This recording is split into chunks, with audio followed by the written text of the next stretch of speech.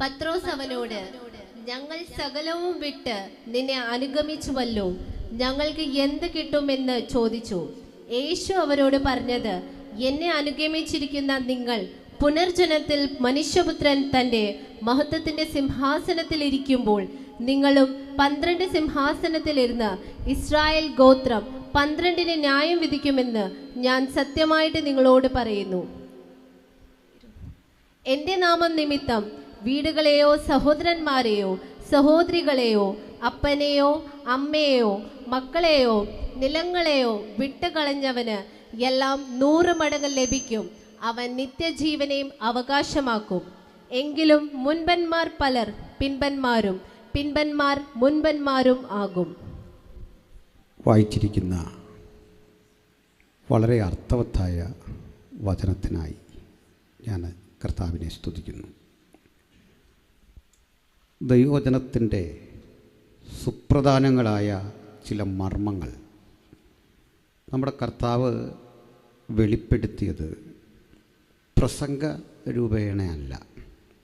പ്രസംഗങ്ങളുണ്ട്, പക്ഷെ പ്രസംഗത്തെക്കാൾ ചില മാർമിക സത്യങ്ങൾ കിട്ടിയത് നമ്മൾ ചോദ്യങ്ങൾ ചോദിക്കുമ്പോഴാണ്. ആ ചോദ്യങ്ങൾ എന്ന് പറഞ്ഞാൽ സാധാരണ മനുഷ്യരുടെ ചോദ്യങ്ങളാണ്. ഉദാഹരണം പത്രോസ് അല്ലെങ്കിൽ യോഹന്നാൻ. ഇന്നിപ്പോൾ നമ്മുടെ യൂത്ത് ക്യാമ്പുകളിൽ ഒരു QA സെക്ഷനുണ്ട്. ഞങ്ങളൊക്കെ അതിൽ വരാറുണ്ട്, ഉത്തരം പറയാൻ ശ്രമിക്കാറുണ്ട്. കുട്ടികൾ വലിയ ചോദ്യങ്ങളാണ് ചോദിക്കുന്നത്. പലപ്പോഴും അവർ ഉയർത്തുന്ന ചോദ്യങ്ങളുടെ ഗൗരവം ഉത്തരം കൊടുക്കത്തക്ക വിധത്തിൽ ഞങ്ങൾ അതിന് പ്രാപ്തരല്ല എന്ന് തോന്നിയിട്ടുണ്ട്. അത്ര നല്ല ചോദ്യങ്ങളാണ്. പക്ഷേ യേശുവിൻ്റെ അനുഗാമികളിൽ അങ്ങനെ ഒരു ചോദ്യം ചോദിക്കാൻ അന്ന് പ്രാപ്തി ആർക്കില്ല. അത്ര അടിസ്ഥാനപരമായി വിഷയങ്ങളെപ്പറ്റി അവർക്ക് അറിവില്ല. ചോദിക്കാൻ കഴിവുള്ള ആളുണ്ടായിരുന്നു പുറത്ത്. പൗലോസ്, നിക്കോദിമോസ്, അങ്ങനെയുള്ള വലിയൊരു ബുദ്ധിപരമായി ചിന്തിക്കുന്ന ഒരു സമൂഹം പുറത്തുണ്ട്. അവരോടാണ് യേശു സംസാരിച്ചതെങ്കിൽ ബൈബിളിൻ്റെ രൂപം ഇതായിരിക്കില്ല, നമുക്ക് മനസ്സിലാവത്തില്ല. അതൊരു ബൗദ്ധിക മേഖലയിൽ തന്നെ ഒതുങ്ങും. നമുക്ക് പിടികിട്ടാത്ത വലിയ തത്വചിന്തകളായി അതവിടെ നിൽക്കും. പക്ഷേ യേശുവിനോട് ചോദ്യം ചോദിച്ച മനുഷ്യർ നമ്മെപ്പോലെ ശരാശരിക്കാരാണ്, അതിൽ താഴെയാണ്. നമ്മൾ ചോദിക്കാൻ പലപ്പോഴും ആശങ്കപ്പെടുന്നൊരു ചോദ്യം പത്രോസ് ചോദിക്കുകയാണ്. നമുക്കെല്ലാം ഈ ചോദ്യം ഉള്ളിലുണ്ട്, പക്ഷേ ഗുരുവിനോട് ചോദിക്കാൻ ഒരു ഭയം. പക്ഷേ ആ നിഷ്കളങ്കനായ മനുഷ്യൻ തൻ്റെ ഒരു ആശങ്ക പങ്കുവച്ചു. ഗുരു, ഞാൻ സകലതും വിട്ടാണ് നിൻ്റെ കൂടെ വന്നത്. ഞങ്ങൾക്ക് എന്ത് കിട്ടും? വലിയൊരു ചോദ്യമാണ്. നമുക്ക് വേണമെങ്കിൽ പത്രോസിനെ ഒരു ഭൗതികവാദിയായിട്ടോ അങ്ങനെയുള്ള താല്പര്യമുള്ളൊരു മനുഷ്യനായിട്ടോ ചുരുക്കി കാണാം. പക്ഷെ എല്ലാം വിട്ടു വന്ന് ശൂന്യതയിൽ നിൽക്കുന്ന ഒരുത്തൻ്റെ ധർമ്മസങ്കടത്തിൽപ്പെട്ട ചോദ്യം അത്. ആ അവസ്ഥയിലെത്തുമ്പോഴാണ് നമ്മളൊരു ചോദ്യം ചോദിക്കുന്നത്. നമ്മളിത് ചോദിച്ചിട്ടുണ്ട്. പക്ഷേ പത്രോസ് ഇതെല്ലാം ഉപേക്ഷിച്ചത് യേശുവിൻ്റെ വാക്ക് കേട്ടാണ്. നമുക്ക് ജീവിതത്തിൻ്റെ നഷ്ടങ്ങൾ കൊണ്ടിത് സംഭവിച്ചിട്ടുണ്ട്. പത്രോസിൻ്റെ ചോദ്യം, തൻ്റെ കർത്താവ് പണ്ട് പറഞ്ഞു, ഇതൊക്കെ വിട്ട് നീ എന്നെ അനുഗമിക്കണം. അനുഗമിച്ചു, പഠിച്ചു, ഒപ്പം നടന്നു, പരമാവധി ക്രിസ്തുവിനോട് കൂടെ നടന്നു. ഇടയ്ക്ക് ഒരു അബദ്ധമൊക്കെ കാണിക്കും, ചില അബദ്ധ വാക്കുകൾ പറയും. ആ തെറ്റ് യേശു തിരുത്തി കൊടുക്കും. ചിലപ്പോൾ ശാസിക്കും, ചിലപ്പോൾ കഠിനമായി ശാസിക്കും. ഒരു ഘട്ടത്തിൽ സാത്താനെ എന്നവരെ വിളിച്ചു. നമ്മളാണെങ്കിൽ അന്ന് ശാരവും വിട്ട് ചർച്ചക്കോടി പോവും. ചർച്ചക്കോടിലാണ് IPC പോവും. ഇതൊന്നും ഒത്തില്ലേ? കാരണം ന്യായമുണ്ട്. അങ്ങനെയൊക്കെ വിളിക്കാവോ? അത്രയും കട്ടിക്കല്ലേ? അത് റീസണബിളാണ്. അടുത്ത ചർച്ചയിൽ ചേർക്കുകയും ചെയ്യും. ചെന്നാൽ എന്തോ പറയും? നമുക്കൊരു ധാരണയൊക്കെ ഉണ്ടെങ്കിലും എന്താ പോരാൻ കാരണം? എന്നെ സാത്താനെന്ന് വിളിച്ചു. എന്നാൽ നീ ഇവിടെ കുടിക്കൂ. കാരണം അത് വലിയൊരു പ്രശ്നം തന്നെയാണ് അല്ലേ? ഒരുപക്ഷെ നമ്മൾ പിളർന്നാലും ഇങ്ങനെയൊക്കെ ഇരിക്കട്ടെ എന്ന് ഓർത്തായിരിക്കും ദൈവം നമ്മളെ ഇത്രയും പ്രസ്ഥാനമാക്കിയേ. അത് ഒരു നന്മയുണ്ട്, പോട്ടെ. പത്രോസിൻ്റെ കാര്യം ന്യായമാണ്. ഇത്ര കേട്ടിട്ടും അയാൾ യേശുവിനെ വിട്ടു പോകുന്നില്ല. കാരണം അവനറിയാം ആ ശാസനയ്ക്കകത്തും ഒരു സാന്ത്വനം, അത് യേശുവിൻ്റെ മാത്രം പ്രത്യേകതയാണ്. തല്ലിയാലും അതിലുണ്ട് ഒരാശ്വാസം. ഈ ആശ്വാസമാണ് ക്രിസ്തുവിനെ ഉലകമഹാന്മാരിൽ നിന്ന് വ്യത്യസ്തനാക്കുന്നത്.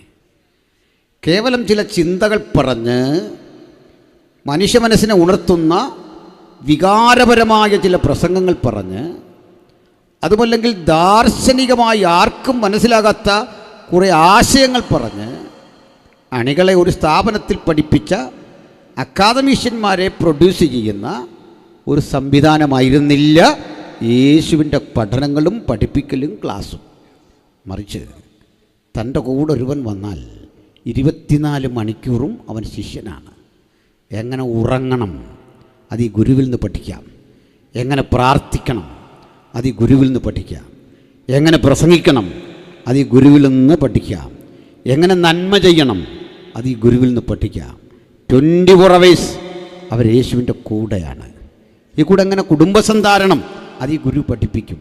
എവിടെ പോകണം, എന്ത് ചെയ്യണം, എന്തായിരിക്കണം, ഇതൊക്കെ പഠിപ്പിച്ച ഈ മഹാഗുരുവിനോട് ഒരു ദിവസം വിഡ്ഢിത്തം എന്ന് തോന്നുന്ന ഒരു ചോദ്യം. ചിലപ്പോഴൊക്കെ നമുക്ക് പൊതുസമൂഹത്തോടൊരു ചോദ്യം ചോദിക്കാനുണ്ടാകും. ഒരു വേദിയിൽ നിൽക്കുന്ന ഒരാളോട് അവസരം തരുമ്പോൾ ഒരു ചോദ്യം ചോദിക്കാനുണ്ടാകും. ആ ചോദ്യം കൊള്ളാമോ? ആ ചോദ്യം അർത്ഥസഹിതമാണോ? അത് വിഡ്ഢിത്തമായി ജനങ്ങൾ ചിന്തിക്കുമോ? ഇങ്ങനെയൊക്കെ ചിന്തിക്കുന്നവരാണ് നമ്മൾ. പക്ഷേ ആ നിഷ്കളങ്ക മനുഷ്യൻ അതൊന്നും ചിന്തിക്കാതെ തുറന്നടിക്കുന്ന ഒരു ചോദ്യം. നമ്മളെക്കാൾ ജാഗ്രത അവർക്ക് വേണമായിരുന്നു. കാരണം അവർ പറയുന്നതൊക്കെ ഈ പുസ്തകത്തിൽ സ്ഥാനം പിടിച്ചു അല്ലേ, ഇതിനകത്ത് രേഖയാകുന്നതാണ്. അതാണ് കാര്യം. ഇതൊന്നും അറിയാതെ ഈ സാധു മനുഷ്യൻ ചോദിക്കുകയാണ്, ഗുരു, ഞങ്ങൾ സകലതും വിട്ട് നിന്നെ അനുഗമിച്ചു, ഞങ്ങൾക്ക് എന്ത് കിട്ടും? ഈ ചോദ്യം ചോദിച്ച മറ്റൊരാളുണ്ട്. അത് നഥനയിലാണ്. അദ്ദേഹം ചോദിച്ചെന്താ, നസ്രത്തിൽ നിന്ന് വല്ല നന്മയും വരുമോ? ലോകത്തിൻ്റെ ചോദ്യം അതാണ്. നന്മ വരുമോ? എന്ത് കിട്ടും? എനിക്കെന്ത് ഗുണം? ഈ ചോദ്യങ്ങളോടെ യേശുവിൻ്റെ അരികിൽ വരുന്ന മനുഷ്യരെ നമുക്കിന്ന് കാണാം. ആ മനുഷ്യരുടെ ആഗ്രഹമറിഞ്ഞ് പ്രസംഗകർ അവർക്ക് വേണ്ടി വിഷയം സജ്ജീകരിക്കുന്നു. അവരെ മനസ്സിലാക്കി അവർക്ക് വേണ്ടി പ്രസംഗിക്കുന്നു. പലപ്പോഴും ഞങ്ങളൊരു പരിസരത്ത് ചെന്നാൽ ആ പശ്ചാത്തലം നമുക്ക് ചോദിക്കും, എന്താണ് അവിടുത്തെ ആളുകളുടെ ഒരു സ്വഭാവം, അവർ കേൾക്കാനിരിക്കുന്ന സന്ദേശം എന്താ, എന്തിനാണ്? അല്ലെങ്കിൽ ആ പാസ്റ്റർ മുൻകൂട്ടി പറയും, ഇവിടുത്തെ ലോക്കൽ ഇങ്ങനെയാണ്, ഇവിടുത്തെ പരിതസ്ഥിതി ഇങ്ങനെയാണ്, ഇതൊക്കെ അറിയും. അറിഞ്ഞിട്ട് അതിന് വേണ്ട ഒരു സന്ദേശം പറയുക സ്വാഭാവികമാണ്, അതിൽ തെറ്റുമില്ല. പക്ഷെങ്കിൽ ഇവിടുത്തെ വ്യത്യാസം എന്താ? ഈ വന്നിരിക്കുന്ന ജനത്തിൻ്റെ ചില ഇഷ്ടങ്ങൾ അറിഞ്ഞിട്ട്, അവരുടെ താല്പര്യങ്ങൾ അറിഞ്ഞിട്ട് അത് സാധിച്ചു കൊടുക്കുന്ന ഒരു യേശുവിനെക്കുറിച്ചാണ് നാം ഈ കാലത്ത് കേൾക്കുന്ന പ്രസംഗം. ഉദാഹരണം, നിങ്ങൾ കടബാധ്യതയിൽ അകപ്പെട്ടോ, അതൊക്കെ തീർത്തു തരാൻ ഈ സുവിശേഷം പര്യാപ്തമാണ്. അതല്ലെങ്കിൽ നിങ്ങൾ രോഗിയാണോ, അല്ലെങ്കിൽ നിങ്ങൾ ആകുലതകളിൽ ഏതെങ്കിലും വിഷയങ്ങളിൽ അങ്ങനെ അകപ്പെട്ടിരിക്കുകയാണോ, അതൊക്കെ തീർത്തു തരാം. ഇതാണ് പറയുന്നത്. അത് തെറ്റൊന്നുമില്ല. അതിൻ്റെ ഞങ്ങൾ ഇതിനെതിരെ അല്ല പറയുന്നത്. അത് എത്ര പെർസെൻ്റാണിത് പറയേണ്ടതെന്നുള്ളതാണ്. ഒരു പ്രസംഗത്തിൽ ഭൂരിഭാഗ സമയവും ഇതൊക്കെ സാധിച്ചു തരുന്ന ഒരു ദൈവത്തെക്കുറിച്ച് മാത്രം പറഞ്ഞിട്ട് നിലനിൽക്കുന്ന നിത്യതയെക്കുറിച്ച്, ആ ആത്യന്തിക രക്ഷയെക്കുറിച്ച്, നിത്യരക്ഷ എന്ന വിഷയത്തിൽ ഒന്ന് സ്പർശിക്കാതെ പോകുന്നിടത്ത് ഒരു നേരിയ വിഷമം വചനം പഠിച്ചവർക്കുണ്ടാകും, ദൈവദാസന്മാർക്കുണ്ടാകും. കാത്തിരിക്കുന്നത് അതാണ്. കാരണം ഞാനും നിങ്ങളും ഈ ലോകത്തെന്ത് പ്രാപിച്ചോ, ഞാനും നിങ്ങളും ഈ ലോകത്തെന്ത് നേടിയോ, അതൊക്കെ ഒരു ദിവസം നശിക്കാനുള്ളതാണ്. നിലനിൽക്കുന്ന ഒരാശയം ലോകത്തോട് പറയുന്ന ഒരേ ഒരു സമൂഹം നമ്മളാണ്. ആത്യന്തിക രക്ഷയെക്കുറിച്ച് ലോകത്തെ പഠിപ്പിക്കുന്ന ഒരേ ഒരു സമൂഹം നമ്മളാണ്. ആ ഉത്തരവാദിത്ത ബോധം യേശു ഇവിടെ പ്രകടമാക്കുന്ന ഒരു രംഗം കാണാം. ഞാനിതിന് ഒരു ഉദാഹരണം പറഞ്ഞുകൊണ്ട് തുടങ്ങാം. ഇപ്പോൾ ഇലക്ഷൻ കഴിഞ്ഞു, പുതിയ ഇലക്ഷൻ വരികയാണ്. ഇപ്പോൾ ഇന്ന് ഇവിടേക്ക് വരുമ്പോൾ ഞാനൊരു 5 മിനിറ്റ് കൂടി നേരത്തെ വരേണ്ടതാണ്. പക്ഷേ നമ്മുടെ അടൂർ ആ ബൈപ്പാസിലൊരു പ്രോഗ്രാം നടക്കുകയാണ്. അപ്പോൾ പഴയ റോഡേ തന്നെ തിരിച്ച് നമുക്ക് വരേണ്ടി വന്നു. അപ്പോൾ ഇവിടെ നമ്മൾ ഇവരുടെ പ്രസംഗം കേൾക്കുക, എല്ലാ രാഷ്ട്രീയ കക്ഷികളുടെയും. ഒരു ആൾ പ്രസംഗിക്കുകയാണ്, നമ്മളത് കുറേ നേരം കേട്ടു. അത് കേട്ടാൽ നമുക്ക് തോന്നും ആ പാർട്ടിയാണ് ശരി. പിന്നാലെ അടുത്ത ആൾ വന്നാൽ നമുക്ക് തോന്നും അതും ശരിയാണ്. കാരണം ഇവരെല്ലാം ഒരു ശരിയാണ് പറയുന്നത്. അവർ പറഞ്ഞെന്താണ്? നമ്മുടെ നന്മയ്ക്ക് വേണ്ടി അവരെന്തൊക്കെ ചെയ്യും ഇത് പറയുന്നത്.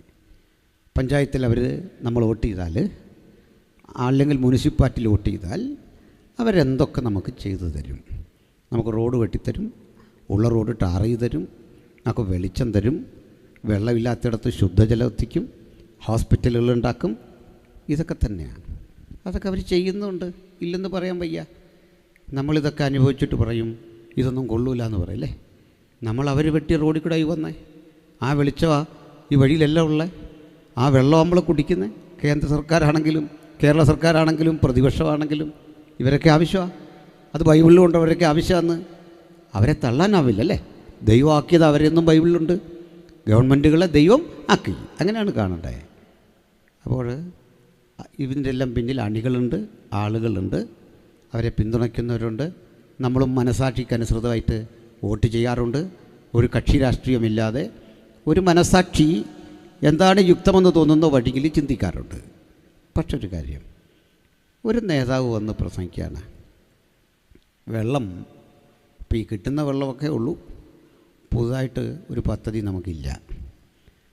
പിന്നെ ഉള്ള വെള്ളം കൊണ്ടൊക്കെ അഡ്ജസ്റ്റ് ചെയ്തോണം. റോഡ് പുതുതായിട്ട് വെട്ടത്തില്ല, പാലമൊന്നും ഇനിയും പണിയൊന്നും ഓർക്കണ്ട, വാക്സിനുകളോ ഹോസ്പിറ്റലോ ഒന്നും ഉണ്ടാവില്ല എന്ന് പറഞ്ഞാൽ നമ്മൾ ആ പാർട്ടിയുടെ കൂടെ നിൽക്കുമോ? ഇല്ല. എന്താ കാര്യം? നമുക്കെന്തെങ്കിലും കിട്ടണം, ഗുണങ്ങളുണ്ടാവണം. നമുക്ക് വേണ്ടെങ്കിൽ വേണമെന്നവർക്ക് കിട്ടണം അല്ലേ. ഞാൻ ഇടയ്ക്ക് ഒരു യോഗത്തിൽ പറഞ്ഞു, അതൊരു രസകരവും ചിന്തനീയമായൊരു കാര്യമാണ്. ഒരമ്മച്ചി, സാധുവായൊരമ്മച്ചി ചില നാൾക്ക് മുമ്പ് എന്നോട് പറഞ്ഞു, അവിടുത്തെ ഗ്രാമപഞ്ചായത്ത് മെമ്പർ ഒരു പണി തന്നു. എന്താണെന്ന് ചോദിച്ചു. അതെൻ്റെ കാർഡ് BPL ആയിരുന്നു, അത് APL ആക്കി. ഞാൻ പറഞ്ഞ നല്ല കാര്യമല്ലേ, ദാരിദ്ര്യം മാറാൻ അമ്മച്ചി എത്ര പ്രാർത്ഥിച്ചതാണ്, പാസുമാർ എത്ര കഷ്ടപ്പെട്ട് പ്രാർത്ഥിച്ച ഈ കഷ്ടപ്പാടൊന്ന് മാറാൻ. അപ്പോൾ ദൈവം അത് ഉറപ്പിച്ചു തന്നാണ് ഈ കാർഡ്. അമ്മച്ചി പാവമായിരുന്നു. അമ്മച്ചി ഹല്ലേലൂയാന്ന്, എനിക്കിനി കാർഡ് ഒന്നും മാറണ്ടെന്ന് അല്ലേ. എന്തിനാ ഇത് പറഞ്ഞേ? ഞാൻ എല്ലാ ദൈവമക്കളോടും പറയും, നിങ്ങളിത് വാങ്ങരുത്. വേറൊന്നുമല്ല, നമ്മളെക്കാൾ പാവപ്പെട്ടവർക്കുള്ളതാണ് അതല്ലേ. കിട്ടുന്നതെല്ലാം ഇനി പോരട്ടെന്ന് പറയാനൊക്കോ? പാടില്ല. അത് ഇപ്പം മുമ്പേ പറഞ്ഞ പോലെ അത് വാങ്ങേണ്ട ഗതികേടുള്ളൊരു പെന്തിക്കുസ്തുകാരനുണ്ടെന്ന് എനിക്ക് തോന്നുന്നില്ല. ഉള്ളവരുണ്ടെങ്കിൽ നമുക്കൊക്കെ സഹായിക്കണം അല്ലേ, അത് സത്യം. പക്ഷേ എത്ര കിട്ടിയാലും ഗവൺമെൻറ് ആകട്ടെ രാഷ്ട്രമാകട്ടെ അതെല്ലാം ഇങ്ങോട്ട് പോരട്ടെ പോരട്ടെ പോരട്ടെ. ഈ മനസ്സൊന്ന് മാറണ്ടേ? അയ്യോ സന്തോഷമില്ല ആർക്കും. ഇതെല്ലാം ഇനി പോരട്ടെ. പ്രാർത്ഥിക്കുമ്പോഴും നമ്മൾ ഇനി കിട്ടട്ടെ പോരട്ടെ അല്ലേ. ഇങ്ങനെയാണ് നമുക്ക് മാറണം. അതിലേക്കാണ് വരുന്നത്. വിരോധമുണ്ടോ? ഇല്ല. ഞാൻ ശാന്തമായിട്ട് പറഞ്ഞതന്നെ വിരോധം ഉണ്ടെന്ന് തോന്നുന്നല്ലേ സഹോദരിമാർക്ക് അങ്ങോട്ട്. അത് പാസ്റ്റർ സുഭാഷൊക്കെ നാളെ വരുമ്പോൾ അതൊക്കെ നല്ല 20-20 ബാറ്റിങ്ങാണ്. ഇതൊരു ടെസ്റ്റ് ബാറ്റിങ്ങിൻ്റെ. സാറിനത് മനസ്സിലായില്ലെന്ന് തോന്നുന്നല്ലേ. പോട്ടെ. അതിനൊരു വഴിയുള്ളൂ. ഞങ്ങളുടെ അടുത്തൊരു അച്ഛന് കുഞ്ഞുങ്ങൾ ഈ ക്രിക്കറ്റ് കാണുന്നത് ഭയങ്കര എതിരായിരുന്നു. അതിന് ഇവിടെ കാണിക്കത്തില്ല. അതുകൊണ്ട് ഇവൻ അടുത്ത വീട്ടിൽ പോയി കാണും. ഇവനെ പിന്തിരിപ്പിക്കാൻ പോയി ഈ കളി ഇയാളങ്ങ് പഠിച്ചു. ഈ അപ്പച്ചനിത് പഠിച്ചിട്ട് പുള്ളി പോയിരുന്ന് കാണാൻ തുടങ്ങി എന്ന് പറഞ്ഞില്ലായിരുന്നു. പോട്ടെ. അപ്പോഴേ ഇവിടെ പറഞ്ഞെന്താ, ഒരു നേതാവ് നിങ്ങൾക്കൊന്നും പ്രത്യേകിച്ച് തരില്ല. തരുന്ന കാര്യം കൂടെ പറഞ്ഞു. കണ്ണീര്, ദുഃഖം, ഒറ്റപ്പെടൽ, പ്രതിസന്ധി, കഷ്ടത, ഇങ്ങനെ പറഞ്ഞ അണികളെ കൂട്ടിയ ഒറ്റ നേതാവേ ഉള്ളൂ. ആ നേതാവ് നമ്മുടെ കർത്താവായ യേശുവാണ്. ഹല്ലേലൂയ. കുഞ്ഞുങ്ങളെ, ലോകത്തിൽ കഷ്ടമുണ്ട്. എന്നെ അനുഗമിക്കുന്നവൻ തൻ്റെ ക്രൂശെടുത്ത് എന്നെ അനുഗമിക്കണം. അങ്ങനെ അനുധാവനം ചെയ്യുന്നവനെ നോക്കി പറഞ്ഞു, കഷ്ടമുണ്ട്, വേദനയും രോഗവും ആശങ്കയും ഒക്കെ ഉണ്ട്. എന്നിട്ട് അടുത്ത വാക്കാ പവർഫുള്ള്, എങ്കിലും ധൈര്യപ്പെടണം. കഷ്ടതയിലൊന്ന് ധൈര്യപ്പെടണം, വേദനയിലൊന്ന് ധൈര്യപ്പെടണം. വചനം പറയാം, മഹാപ്രതിഫലമുള്ള നിങ്ങളുടെ ധൈര്യം. ബാക്കി എല്ലാത്തിനും പ്രതിഫലമേ ഉള്ളൂ. ചായ കൊടുത്താൽ, ആഹാരം കൊടുത്താൽ, സ്വതന്ത്രകാഴ്ച കിട്ടാൻ പ്രതിഫലം. മഹാപ്രതിഫലം ഒന്നിന് വച്ചിട്ടുണ്ട്, ധൈര്യം. ആമുഖമായിട്ട് അതുകൊണ്ട് തന്നെ പറയട്ടെ, സ്കാനിങ് റിപ്പോർട്ട് കണ്ടിട്ട് ഭാരപ്പെടുകയല്ല ചെയ്യേണ്ടത്, ധൈര്യം. ഡോക്ടർ എഴുതിയ കുറിപ്പടി കണ്ടിട്ട് ഭാരപ്പെടുകയല്ല വേണ്ടത്, മഹാപ്രതിഫലമുള്ള ധൈര്യം. ജപ്തി നോട്ടീസ് കണ്ടിട്ട് ഭാരപ്പെടുകയല്ല വേണ്ടത്, മഹാപ്രതിഫലമുള്ള ധൈര്യം. ചിലത് നഷ്ടപ്പെടുന്ന ഇടത്ത് മറ്റു ചിലതിനെ തന്നുകൊണ്ട് നമുക്ക് വേണ്ടതറിഞ്ഞ് പ്രവർത്തിക്കുന്ന ഒരു മഹാദൈവത്തിൻ്റെ സാന്നിധ്യം ഇന്ന് രാത്രി നമ്മുടെ കൂടെയുണ്ട്. ആകുലതകളെ മുഴുവൻ അവൻ്റെ മേലിട്ടിട്ട് നമുക്കൊന്ന് റിലാക്സ് ചെയ്തിരുന്ന് ദൈവവചനം കേൾക്കണം. സന്തോഷമല്ലേ? ഹൃദയം തുറന്ന് കർത്താവെങ്കിൽ ഏൽപ്പിച്ച് പ്രാർത്ഥനയോടെ നമുക്ക് ദൈവസന്നിധിയിലായിരിക്കാം. ഹല്ലേലൂയ. നമുക്ക് ഈ സന്ദർഭത്തിലേക്കും ഈ വിഷയത്തിലേക്കും ഒന്ന് അടുത്തു വരാം. ആദ്യം നമ്മുടെ പക്കലുള്ള ബൈബിളിലെ 4 സുവിശേഷങ്ങൾ, 4 സുവിശേഷ രചനകൾ. വാസ്തവത്തിൽ അത് സമ്പൂർണ്ണ അളവിൽ യേശുവിൻ്റെ ജീവചരിത്രമല്ല. കാരണം യേശുവിൻ്റെ ജീവചരിത്രം എഴുതാൻ സാധിക്കില്ലെന്നാണ് യോഹന്നാൻ പറയുന്നത്. പൂർണ്ണമായിട്ട് യേശു ചെയ്ത മറ്റു പലതുകൊണ്ട് അത് ഗ്രന്ഥമാക്കാനൊന്നും കഴിയില്ല. നമുക്ക് അനിവാര്യമുള്ള ചിലതാണ് ഇതിൽ രേഖപ്പെടുത്തിയിട്ടുള്ളത്. 4 സുവിശേഷം. പലപ്പോഴും വിശ്വാസ സമർത്ഥന രംഗത്ത് പ്രവർത്തിക്കുന്ന ഒരാളെന്ന നിലയിൽ ആളുകൾ ചോദിക്കുന്ന ചോദ്യങ്ങളിലൊന്നാണ്, എന്തിനാണ് 4 സുവിശേഷം? ഈ 4 സുവിശേഷങ്ങളുടെ വായന ആളുകളിൽ ഉളവാക്കുന്ന ചില പ്രശ്നങ്ങളില്ലേ? ഉദാഹരണം, ഒരാൾ പറയുന്നു അവൻ യെരിഹോവിലേക്ക് വന്നാറേ ഒരു കുരുടനെ സുഖപ്പെടുത്തി. മറ്റൊരാൾ പറയുന്നു അവൻ യെരിഹോവിൽ നിന്ന് പോയാറെ ഒരു കുരുടനെ സുഖപ്പെടുത്തി. ഈ വാക്യമെടുത്ത ആൾ ചോദിക്കും, ഇത് രണ്ടും ദൈവവചനമാണെങ്കിൽ ചെറിയൊരു വാക്കിൻ്റെ വ്യത്യാസം ഉള്ളെങ്കിലും ഇതെന്തുകൊണ്ട് ഇങ്ങനെ പറ്റി? വന്നാറെയാണോ പോയപ്പോഴാണോ? സംഗതി ചെറുതാ, പക്ഷെ വചനമല്ലേ. 4 പേര് എഴുതിയപ്പോൾ എഴുത്തിൽ ഇങ്ങനെ വന്നത് പിശകാണോ? ഞങ്ങൾ പറയും അത് പിശകൊന്നുമല്ല. അങ്ങനെയെങ്കിൽ ഒരു സുവിശേഷം പോരെ, ഒരു കാര്യം പോരെ. അത് ഒരേ കാര്യം ആവർത്തിച്ചാൽ ഇതൊന്ന് എഡിറ്റ് ചെയ്ത് പ്രസിദ്ധീകരിച്ചുകൂടെ? ഞാൻ ശ്രീ പി ഗോവിന്ദപിള്ളയുടെ അത്തരം ഒരു ലേഖനം കണ്ടിട്ടുമുണ്ട്. Bible edit ചെയ്യേണ്ടിയിരുന്നു. കാരണം അത് ഒത്തിരി ലേഖനങ്ങളൊക്കെ ഇതിനകത്തുണ്ട്. അതിൽ പലതും ആവശ്യമില്ല. യേശുവിൻ്റെ കാര്യം തന്നെ 4 പേര് എഴുതിയിട്ടുണ്ട്. വായന സുഗമമാക്കാൻ അതിലൊരാൾ മതിയായിരുന്നു. അത് ഇന്ന കാര്യങ്ങൾ വേണ്ടിയിരുന്നില്ല. ഈ ഡബിലറ്റ് എന്നൊരു പ്രയോഗമുണ്ട്. അതായത് ഡബിലറ്റ് എന്ന് പറഞ്ഞാൽ മുമ്പ് പറഞ്ഞ കാര്യം അതുപോലെ വീണ്ടും പറഞ്ഞു പോകുമ്പോൾ അതൊക്കെ ഒരു പ്രശ്നമല്ലേ എന്നിങ്ങനെ ചോദിക്കുന്ന ഒരു ലേഖനം വായിച്ചിട്ടുണ്ട്. എന്താ ഇതിൻ്റെ അർത്ഥം എന്നറിയണ്ടേ? 4 പേരാണ് സുവിശേഷ രചയിതാക്കൾ.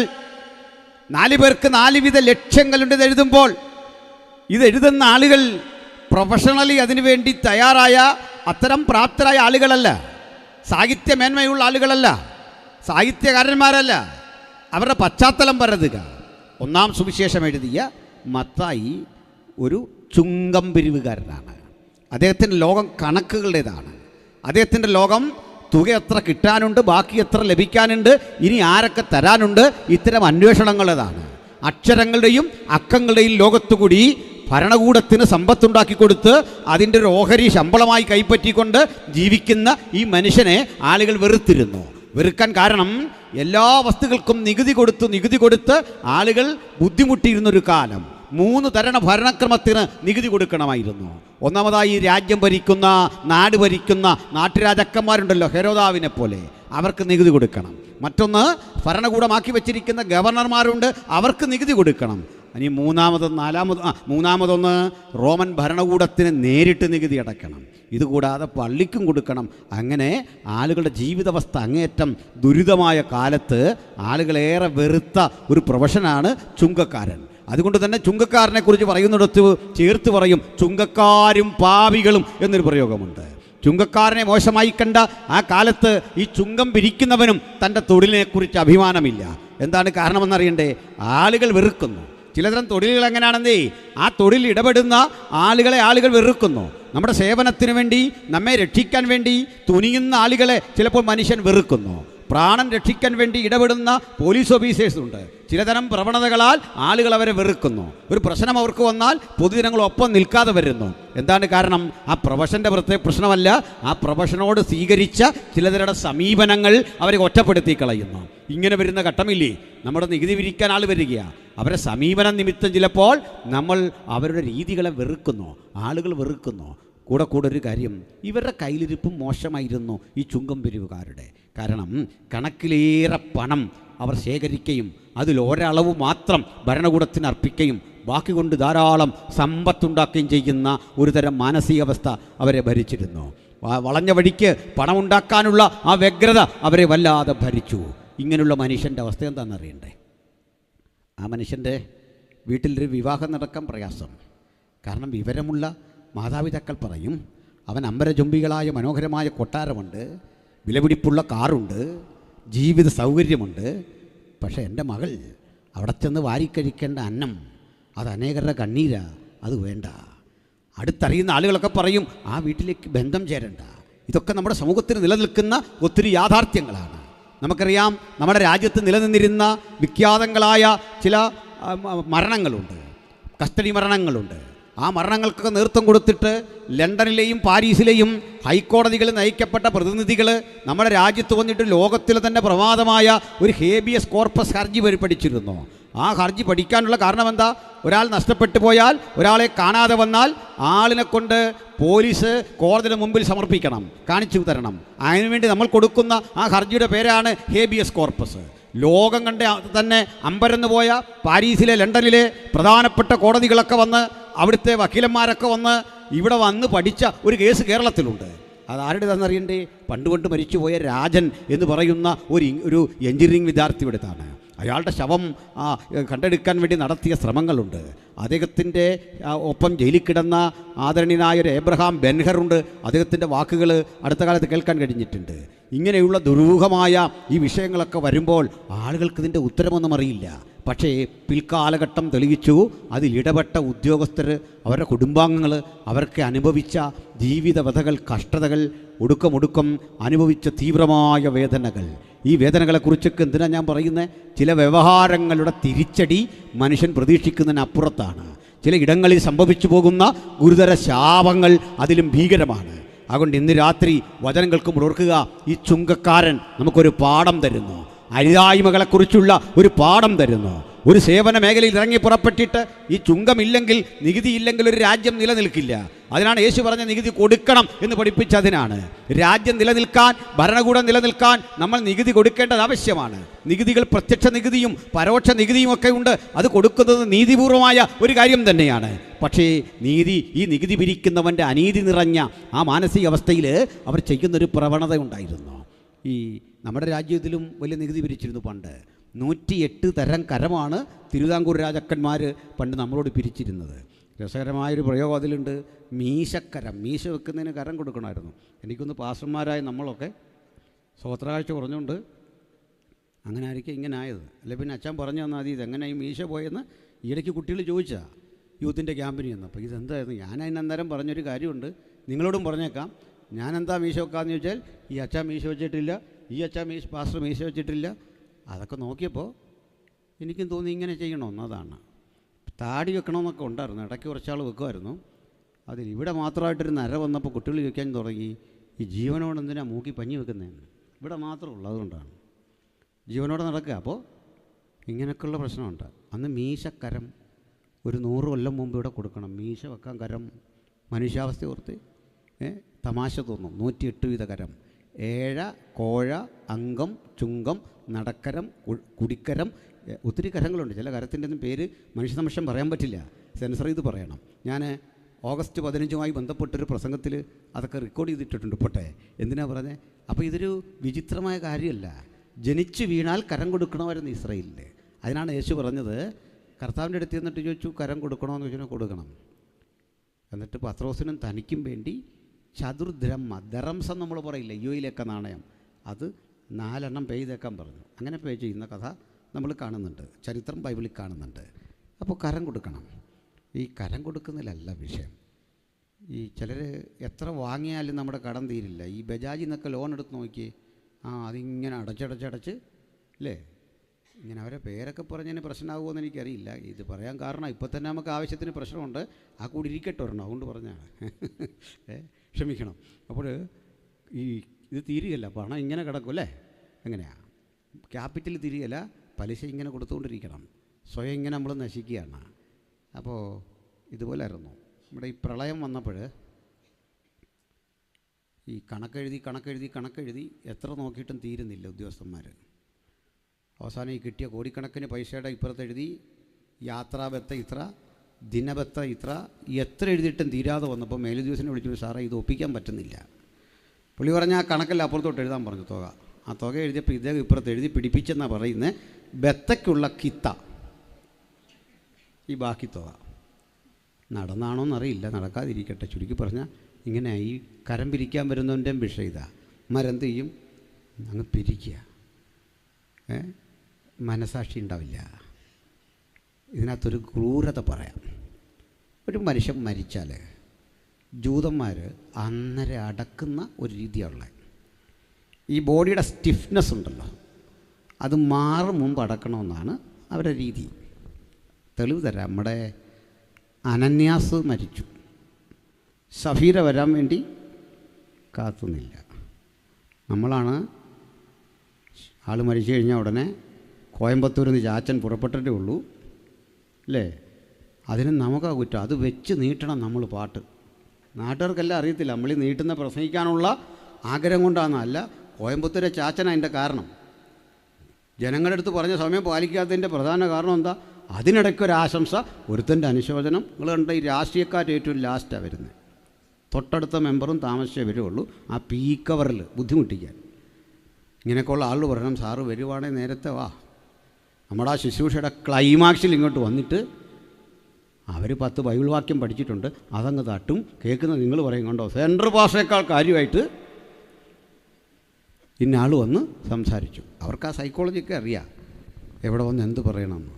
പോട്ടെ, ഇതുപോലെ മരിച്ചു കഴിഞ്ഞാൽ ഉടൻ അടക്കണം. ആരും വരാൻ നിൽക്കില്ല. പക്ഷെ അവിടെ ചുങ്കക്കാരിയെല്ലും അടക്കാൻ തുടങ്ങി പറയാം, അവിടെ നിർത്ത്, കർമ്മമൊക്കെ ചെയ്യണ്ടേ? പപ്പ നികുതി അടയ്ക്കാനുണ്ട്, റെക്കോർഡെല്ലാം കാണിക്കും. അവർ പറയും, ഇല്ല ക്യാഷ് കുറവാണ്, ഉള്ളത് അടയ്ക്ക്. പിടിച്ചു മേടിച്ചതും ഉടനെ അടപ്പിക്കും. അവശേഷിച്ചത് ഉത്തരവാദിത്തപ്പെട്ടൊരു മോൻ്റെ പേരിൽ എഴുതും, മിക്കവാറും മൂത്തയാളിൻ്റെ പേര്. അത് കഴിഞ്ഞു. തൊട്ടടുത്ത ദിവസം ഇദ്ദേഹം തെരുവിൽ ചെല്ലുമ്പോൾ അവിടെ കാണും ഈ മത്തായിയുടെ കണ്ണ് വെട്ടിച്ചങ്ങോട്ട് മാറുമ്പോൾ അപ്പുറത്ത് നിൽക്കുന്ന സക്കായി. ഇതാ സ്ഥിതി. മനുഷ്യന് ജീവിക്കാൻ വയ്യാത്തൊരവസ്ഥയാണ്. അതുകൊണ്ട് പ്രാഗി മൊഴിഞ്ഞ് നശിപ്പിച്ചാണ് മനുഷ്യരിവരെ ഇട്ടിരിക്കുന്നത്. വീട്ടിലെ മോക്ക് കല്യാണമാലോന്ന് പറയും, മത്തായുടെ വീട്ടിലാണോ? വേണ്ട. ഈ ദല്ലാൾ വന്നിട്ട് പറയും, ബ്രോക്കർ പറയും, നല്ലതാണ്, കാറുണ്ട്, വീടുണ്ട്, സുഖസൗകര്യങ്ങളുണ്ട്, 100 ഗുണങ്ങൾ പറയുമ്പോൾ വേണ്ട. കാരണം അതൊന്നും സംതൃപ്തി തരുന്ന ഒന്നല്ല. അവിടെ നിന്നിരിക്കുന്ന എൻ്റെ പ്രിയപ്പെട്ടവരെ, സമ്പത്തും ഐശ്വര്യമൊക്കെ നല്ലതാണ്, ആ കൂടെ സംതൃപ്തി വേണം നമുക്കല്ലേ? ആ സംതൃപ്തിയുള്ള ഒരു സമ്പത്തിനെ നമുക്ക് വിലമതിക്കാൻ പറ്റുമോ? അതൊക്കെ അറിയണം. എന്നിട്ട് എന്ത് പറ്റി? ഇങ്ങനെ ഇരിക്കുന്ന ഈ മനുഷ്യനും ഇതെവിടെങ്കിലും കൊണ്ടൊന്ന് അവസാനിപ്പിച്ചാൽ കൊള്ളാമെന്നുണ്ട്. ചിലതരം തെറ്റുകൾ അങ്ങനെയാണ്. അതെവിടെയെങ്കിലും ഒന്ന് ഇറക്കി വെക്കണം. ഇയാൾക്കൊന്ന് നന്നാകണം, അയാൾക്കൊന്ന് ശരിയാകണം. സമൂഹം അനുവദിക്കുന്നില്ല അവർ ശരിയാകാൻ. നേരെ ഒന്ന് കൊണ്ടുവരണം. ഞാൻ ഗുണ്ടാപ്പണി ചെയ്യുന്നൊരു മനുഷ്യനെ പരിചയപ്പെട്ടു. അയാൾ പറഞ്ഞത്, ഇതെന്താ പ്രശ്നം, ഇത് നിർത്തണമെന്ന് ആഗ്രഹിച്ച് എല്ലാം ഉപേക്ഷിക്കുമ്പോഴായിരിക്കും അടുത്ത ടീം വന്നിട്ട് പറയുന്നത്, ഇതുവരെ തരാത്ത വലിയൊരു തുകയും തന്നെച്ച് പറയും, അവൻ്റെ അടുത്ത് പോകണം. ഇതൊന്ന് ഇറക്കി വെക്കണം. മനസ്സിൽ കുറ്റബോധമാണ്, ഇതൊന്ന് മാറ്റണം. പക്ഷെ സമൂഹം സമ്മതിക്കുന്നില്ല, സാഹചര്യം സമ്മതിക്കുന്നില്ല. അത്തരമൊരവസ്ഥയുടെ പേരാ ബന്ധനം. ബന്ധിക്കപ്പെട്ട ആ പ്രതിസന്ധി ഹൃദയത്തിൻ്റെ ഉള്ളിൽ ഒരു വേദനയായി ആഴത്തിൽ ഇങ്ങനെ വ്യാപരിച്ചുകൊണ്ടിരിക്കുന്ന ഘട്ടത്തിൽ മത്തായിക്ക് ഇതൊന്നെങ്കിലും ഇറക്കി വെക്കണം, സക്കായിക്ക് ഇതൊന്ന് മാറി നടക്കണം. ആ ചിന്തയോടുകൂടി ഒരിക്കൽ ചുങ്കം പിരിച്ചുകൊണ്ടിരിക്കുന്ന ആ സ്ഥലത്ത് യേശു ചെന്നു. എന്നിട്ടൊരൊറ്റ വാക്കേ പറഞ്ഞുള്ളൂ, നീ കാണിക്കുന്നത് തെറ്റാന്നോ, ഇനി ഇത് ചെയ്യരുതെന്നോ, ഇത്രനാൾ നീ കാണിച്ചത് ശരിയായില്ലെന്നോ ഒന്നും പറയാതെ അവനെ ഒന്ന് നോക്കി. കർത്താവ് നോക്കിയാൽ മതി, ബാക്കിയൊക്കെ ശരിയാവും. ഒരു വഴക്കും പറഞ്ഞില്ല. ബൈബിളിലെവിടെങ്കിലും ഒരു മനുഷ്യനെ ശമര്യ സ്ത്രീയെ ഡീല് ചെയ്യുമ്പോൾ, സക്കായിയെ ഡീല് ചെയ്യുമ്പോൾ, മത്തായിയെ ഡീല് ചെയ്യുമ്പോൾ യേശു ഒരു വഴക്കും പറഞ്ഞു കേട്ടിട്ടില്ല. ഇങ്ങനെ ഇടപെടാൻ കഴിയുന്ന ഒറ്റ വിദഗ്ധനായ ഹൃദയത്തെ അറിയുന്ന ഒരു നല്ല മനഃശാസ്ത്രജ്ഞൻ്റെ പേരാ യേശു ക്രിസ്തു. ഹല്ലേലൂയ. പാപബോധം അവൻ ഉളവാക്കുന്നത് പരിഹസിച്ചല്ല, കുഴപ്പം കണ്ടുപിടിച്ച് 10 പേരോട് പറഞ്ഞല്ല, തൊട്ടു മുമ്പിൽ വന്ന് നിന്നിട്ടേ യേശു മാത്രം ഇടപെടുന്ന രീതിക്കൊരു പ്രത്യേകതയുണ്ട്. അവൻ അടുത്തോട്ട് വന്നിട്ട് പറയും, വാ എൻ്റെ കൂടെ, അത് കളഞ്ഞേച്ചു വാ. അപ്പോൾ ഈ കൂടെ വരുന്നവന് ഒരു ബുദ്ധിമുട്ട്. ആ ബുദ്ധിമുട്ട് എങ്ങനെയാണെന്ന് ഞാൻ പറയാം. നമ്മളെല്ലാം കൂടെ ഒരു പ്രവർത്തനത്തിന് പരസ്യത്തിന് പോവാം. നമ്മൾ ഈ ടൗണിലേക്ക് ചെല്ലുമ്പോൾ നന്നായിട്ട് പ്രസംഗിക്കുന്ന നമ്മുടെ ഒരു സഹോദരനെ കണ്ടു. അയാൾ കുഴപ്പം പക്ഷേ ഇതാണ്, വീട്ടിലിട്ടിരിക്കുന്ന ആ ടീഷർട്ടും പൊതുജനങ്ങളുടെ കൂടെ വന്ന് സംസാരിക്കാൻ കഴിയാത്തൊരു പാൻറ്റും ഒക്കെ ഇട്ട് നിൽക്കുക. നമ്മൾ വിളിച്ചു, വാ സാരമില്ല കയറിക്കോ, ഇങ്ങോട്ട് കയറ്, അതൊന്നും സാരമില്ലെന്ന് വാ. നിർബന്ധത്തിന് വഴങ്ങി ഈ മനുഷ്യൻ കൂടെ കൂടുമ്പോഴെല്ലാം അയാളുടെ ഉള്ളിൽ ഒരു വല്ലായ്മ. കാരണം എന്താ, ശുഭ്രവസ്ത്രധാരികളുടെ കൂടെ ചേരാത്ത വസ്ത്രം ധരിച്ച് ഞാൻ നടക്കുമ്പോൾ എനിക്ക് തോന്നുന്ന ഒരു ഇറിറ്റേഷൻ പോലെ, മത്തായിക്കൊരു ഇറിറ്റേഷൻ. ഞാൻ ആരുടെ കൂടെ പോകുന്നേ? രാജാതി രാജാവിൻ്റെ കൂടെ, പരിശുദ്ധൻ്റെ കൂടെ, അത്ഭുതങ്ങൾ ചെയ്തവൻ്റെ കൂടെ, സത്യസന്ധൻ്റെ കൂടെ. ഈ പരിശുദ്ധൻ്റെ കൂടെ നടന്നപ്പോൾ തോന്നിയ ഇറിറ്റേഷൻ കൊണ്ട് മത്തായിക്ക് അന്ന് തോന്നി, എനിക്കൊന്ന് നന്നാകണം, എനിക്കൊന്ന് ശരിയാകണം. ഇന്നലെ വരെ ഞാൻ ഓടിയ ഓട്ടത്തിൻ്റെ വിപരീത ദിശയിലേക്ക് എനിക്കൊന്ന് യാത്ര ചെയ്യണം. ഇന്നലെ വരെ ചിന്തിച്ചതിൻ്റെ വിപരീതമായി ചിലത് ചെയ്യണം. ഇതേ തോന്നൽ സക്കായിക്ക് വന്നപ്പോഴാണ് സക്കായി ചിന്തിച്ചത്, ഞാനേ ചതിവായി വാങ്ങിയതൊക്കെ ഇതാ 10 മടങ്ങ് മടക്കി കൊടുക്കാൻ സന്നദ്ധനായി വരിക. ചിലതരം പാപക്ഷമയുടെ ശക്തി അതാണെങ്കിൽ ഈ രാത്രി അങ്ങനെ നമ്മെ ആക്കി തീർക്കുന്ന മഹാദൈവത്തിൻ്റെ പുത്രൻ ഇവിടെയുണ്ട്. ഏത് വേദനയും പരിഹരിച്ച് തന്നെ അനുഗമിക്കാൻ നമ്മെ പ്രാപ്തനാക്കുന്ന ആ ദൈവപുത്രനെ ഈ വചനം കേൾക്കുന്നവരുടെ നടുവിൽ ഉയർത്തിക്കാട്ടിക്കൊണ്ട് ഈ പ്രഥമ രാത്രി തന്നെ സുവിശേഷത്തിന്റെ മഹിമ ഞങ്ങൾ ഇങ്ങനെ വിളംബരം ചെയ്യട്ടെ. മറ്റൊരുവരിലും രക്ഷയില്ല. നാം രക്ഷിക്കപ്പെടുവാൻ ആകാശത്തിന് കീഴിൽ മനുഷ്യരുടെ ഇടയിൽ നൽകപ്പെട്ട ഒരേ ഒരു നാമം നമ്മുടെ കർത്താവായ യേശു ക്രിസ്തുവിൻ്റെ നാമം. ആ യേശുവിനെ നമ്മൾ ഒരുമിച്ച് ഉയർത്തുകയാണ്. ഈ ദേശത്തിന് യേശുവിനെ പരിചയപ്പെടുത്തുകയാണ്. യേശു ചൈതന്യം ഈ ദേശത്ത് വ്യാപരിക്കാൻ പോകുകയാണ്. നാളുകളായ ഹൃദയത്തിൻ്റെ ഉള്ളിൽ ഇത്തരം വേദനയുടെ വ്യഗ്രതയിൽ കഴിഞ്ഞുകൂടുന്ന ജീവിതങ്ങളുണ്ടെങ്കിൽ ഇതാ ഇരുട്ടിനെയെല്ലാം അടിച്ച് സംശുദ്ധി നമുക്ക് പ്രദാനം ചെയ്യുന്ന യേശു ക്രിസ്തുവിൻ സാന്നിധ്യം ഇന്ന് രാത്രി കേൾപ്പവർക്ക് വിടുതലായി തീരട്ടെ. ഹല്ലേലൂയ. ഇങ്ങനെയുള്ള മത്തായി തൻ്റെ എഴുത്തുകളിൽ പ്രധാനമായി ശ്രദ്ധിച്ച ഒരു കാര്യം, യേശുവിനെ ഒരു രാജാവായി ചിത്രീകരിക്കുക. ജൂതന്മാർ പ്രതീക്ഷിച്ചിരുന്ന ഉലകത്തിൻ്റെ രാജാവ്, സത്യസന്ധനായ രാജാവ് ആ യേശുവാണ് എന്ന് ബോധ്യപ്പെടുത്തുക. പഴയ നിയമകൃതികളിൽ ധാരാളമായുള്ള ഉദ്ധരണികൾ രൂപപ്പെടുത്തിക്കൊണ്ട് അവർ കാത്തിരുന്ന മശിഹ എന്ന രക്ഷകൻ ഈ സുവിശേഷത്തിലുണ്ട് അങ്ങനെ സ്ഥാപിക്കാൻ ഒരുമ്പെടുമ്പോൾ മത്തായിയുടെ ഒരു കഴിവുകേട് ഞാൻ നിങ്ങളോട് പറയാം. അത് പൊതുവിൽ പറയുന്നതിൽ തെറ്റിദ്ധരിക്കരുത്. മത്തായി പഠിച്ചതെല്ലാം അക്കൗണ്ടൻസിയും കൊമേഴ്സും ഒക്കെയാണ്. അത് പഠിച്ചവരുണ്ട്, ഓർത്തോളം നിങ്ങൾ നല്ല ബ്രില്യൻ്റ് ആൾക്കാരാണ്. ഈ കൊമേഴ്സ് പഠിച്ചവർ, അക്കൗണ്ടൻസി പഠിച്ചവർ അല്ലേ? നല്ല കഴിവ് വേണം. അത് കണക്ക് കൂട്ടാനുള്ള കഴിവല്ല. കാരണം ഇതിന് മാത്രം ഒരു പ്രത്യേകത എന്താണെന്ന് അറിയണ്ടേ? ബികോമിനും എംകോമിനുള്ളൊരു പ്രത്യേകത, അതുമാത്രം പരിഷ്കരിക്കാത്ത സബ്ജക്റ്റാണ്. ബാക്കിക്കെല്ലാം അപ്ഡേഷനുണ്ട്. പണ്ടത്തെ അക്കൗണ്ടൻസിയാണ് ഇപ്പോഴും പഠിക്കുന്നത്, പണ്ടത്തെ കൊമേഴ്സാണ് ഇപ്പോഴും പഠിക്കുന്നത്. അത് കമ്പ്യൂട്ടറൈസ്ഡ് ആയെന്നേ ഉള്ളൂ. കാരണം അതിന് മാറ്റമില്ല. സ്ഥായിയായൊരു ശാസ്ത്രം അതിലുണ്ടതാണ്. കാരണം അക്കൗണ്ടൻ്റ് കൂട്ടുകയും കുറയ്ക്കുകയല്ല ചെയ്യുന്നത്. അയാൾ കൂട്ടുന്നുമില്ല, കുറയ്ക്കുന്നുമില്ല, ഗുണിക്കുന്നുമില്ല, പ്രത്യേകിച്ചൊന്നും ചെയ്യുന്നില്ല. എന്താ ചെയ്യുന്നറിയണ്ടേ? നമ്മൾ നടത്തിയ ചെലവ് അടുക്കി പെറുക്കി വെച്ച് തരുന്നു, ഡീസൻ്റാക്കി തരുന്നു. ഇത്രേ ഉള്ളൂ.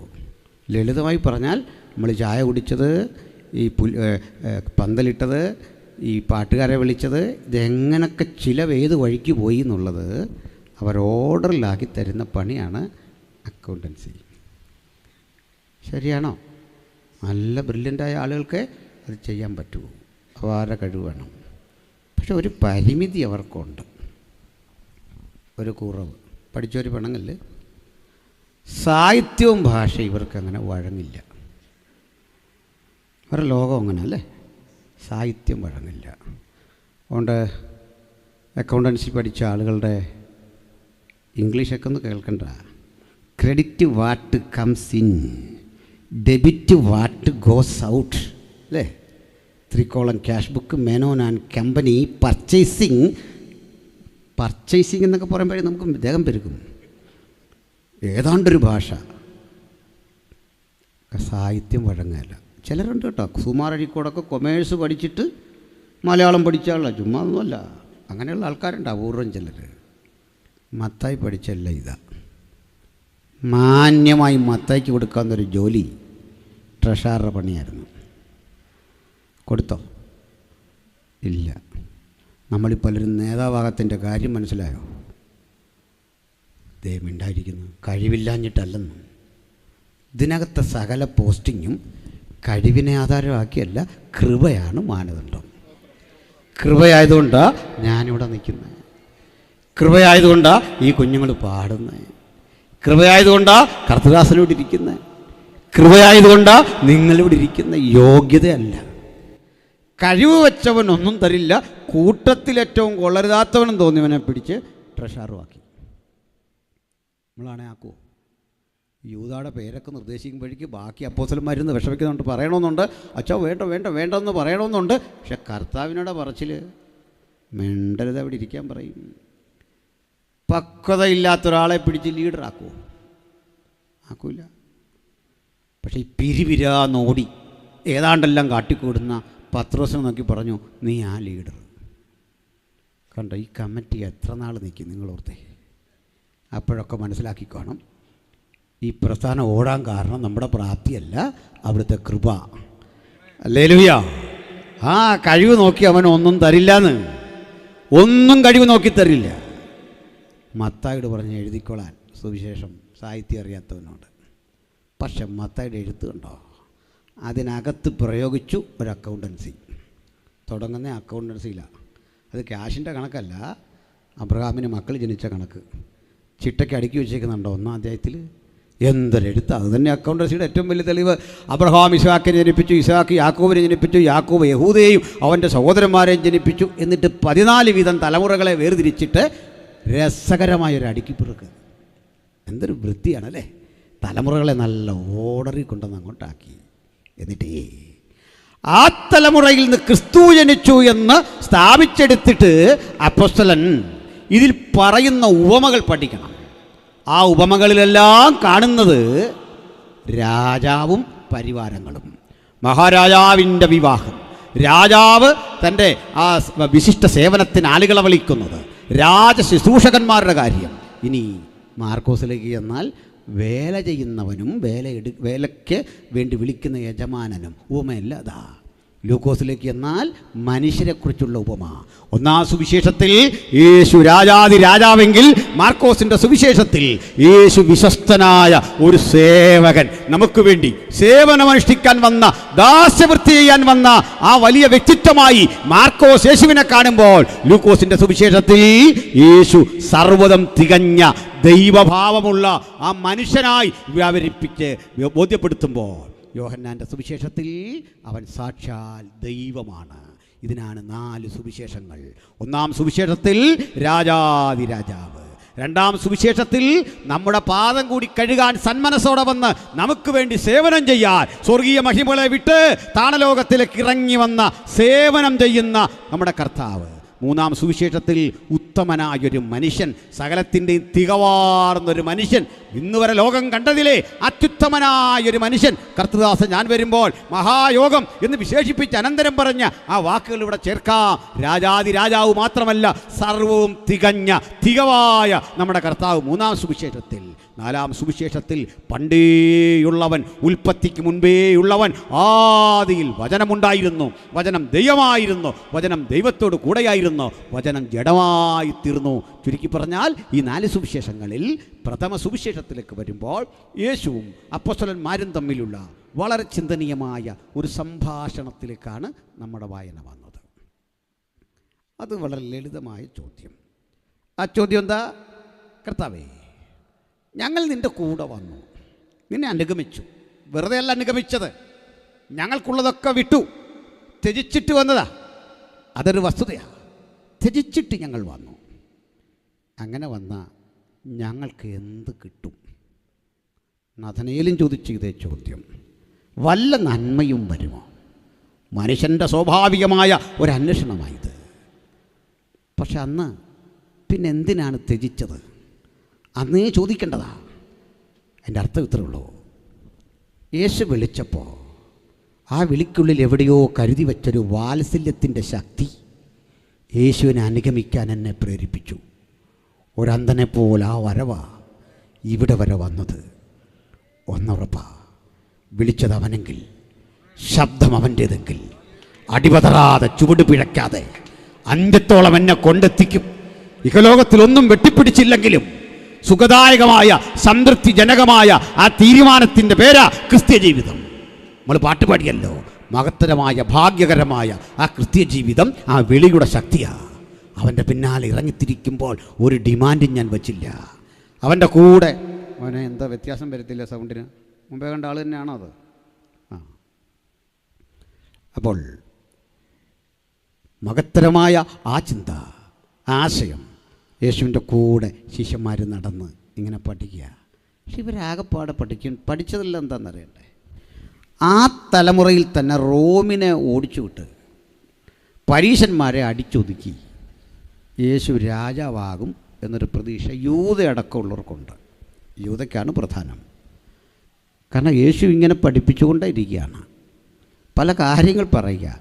അപ്പോഴൊന്നും ഈ പ്രധാന കാര്യം വരുന്നില്ല. നമുക്കെന്നാൽ രാജ്യം കിട്ടുന്നേ, നമുക്കിതെപ്പോഴാണ് കിട്ടുന്നേ? ഇത് പറയുന്നില്ല. അവസാനം കർത്താവ് അവർക്ക് നിരാശ തോന്നുന്ന വിധത്തിലൊരു സംഭാഷണം, എൻ്റെ രാജ്യം ഐഹികമല്ല. തീർന്നു, പോകേണ്ടതാ വേണമെങ്കിലേ. ഓരോ ദിവസം കഴിയും തോറും ഈ പഠനം ഇവരുടെ പ്രതീക്ഷകളിൽ നിന്ന് അകന്നകന്നകന്ന് പോവാ. ഇനി ഒരു ദിവസം പറഞ്ഞു, നിങ്ങൾ എൻ്റെ രക്തം കുടിക്കാതെയും എൻ്റെ മാംസം ഭക്ഷിക്കാതെ ഇരുന്നാൽ ഉള്ളിൽ ജീവനില്ല. അന്ന് മുതൽ ചെല്ലു പറഞ്ഞു, ഇത് കഠിന ഉപദേശം, ഞങ്ങൾ നിർത്തിപ്പോവാ. നിങ്ങളൊന്നാലോചിച്ചു, വലിയൊരു ജനാവലി ഇരിക്കുക. ആ ജനാവലിയുടെ സൈക്കോളജി അറിഞ്ഞ് പ്രസംഗിക്കാതെ അവർ പോകുമെന്ന് ഉറപ്പായിട്ട് യേശു ഉപദേശം കട്ടികൂട്ടിയപ്പോൾ വൻ ജനാവലി പിരിഞ്ഞു. പത്രോസിനൊക്കെ പറയണമെന്നുണ്ടോ, നമ്മളൊരു വിധത്തിൽ സംഭരിച്ചു കൊണ്ടുവന്ന മനുഷ്യരാ, ഒരല്പം വിട്ടുവീഴ്ച ആകാരുന്നു ഗുരു. ഇത് പറയാൻ പലതവണ പത്രോസ് ആഗ്രഹിച്ചതാണ്. നമ്മളൊക്കെ പലപ്പോഴും ഈ മെഗാ ചർച്ചിൻ്റെ ഒരു കൺസെപ്റ്റ് തന്നെ അങ്ങനെ. എന്താ ചെയ്യുന്നത്? അവൻ്റെ ഇഷ്ടവും അടുത്തവൻ്റെ ഇഷ്ടവും എല്ലാം ഇങ്ങനെ സാധിച്ച് പരമാവധി ഉപദേശത്തിൽ വിട്ടുവീഴ്ച വരുത്തി എല്ലാത്തരം ആ പ്രവൃത്തികളെ അനുവദിച്ചു കൊണ്ടുപോയാൽ ചർച്ച് വലിയ മെഗാ ചർച്ചാവും. ഉപദേശത്തിൽ കൃത്യത പുലർത്തി പോയി കഴിഞ്ഞാൽ ചർച്ചിൽ പെട്ടെന്ന് മെഗാ ചർച്ചാകാനൊന്നും പറ്റില്ല. എല്ലാത്തരം ലോകമയത്വത്തെയും അനുവദിച്ചു കൊടുത്ത് ഇതിനെ നമുക്കെങ്ങനെ പർവ്വതീകരിച്ച് അതിനെ നിലനിർത്താമെന്നുള്ള ഒരു ചിന്ത ആധുനികമായൊരു കാഴ്ചപ്പാടിൽ വന്നു. പക്ഷേ കർത്താവ് ഇംഗിതം അറിഞ്ഞിട്ടൊരു ചോദ്യമാണ്, നിങ്ങൾക്കും പോകാൻ മനസ്സില്ലായിരുന്നു? അതാകപ്പാടെ പൊക്കോ എന്ന് പറഞ്ഞതിൻ്റെ തുല്യമാണ് അല്ലേ? നിങ്ങൾക്കും പോകാൻ മനസ്സില്ലായിരുന്നു. ചിലരോടൊക്കെ യേശു പെരുമാറിയ ഗൗരവം കണ്ടാൽ നമ്മൾ അമ്പരന്ന് പോകും.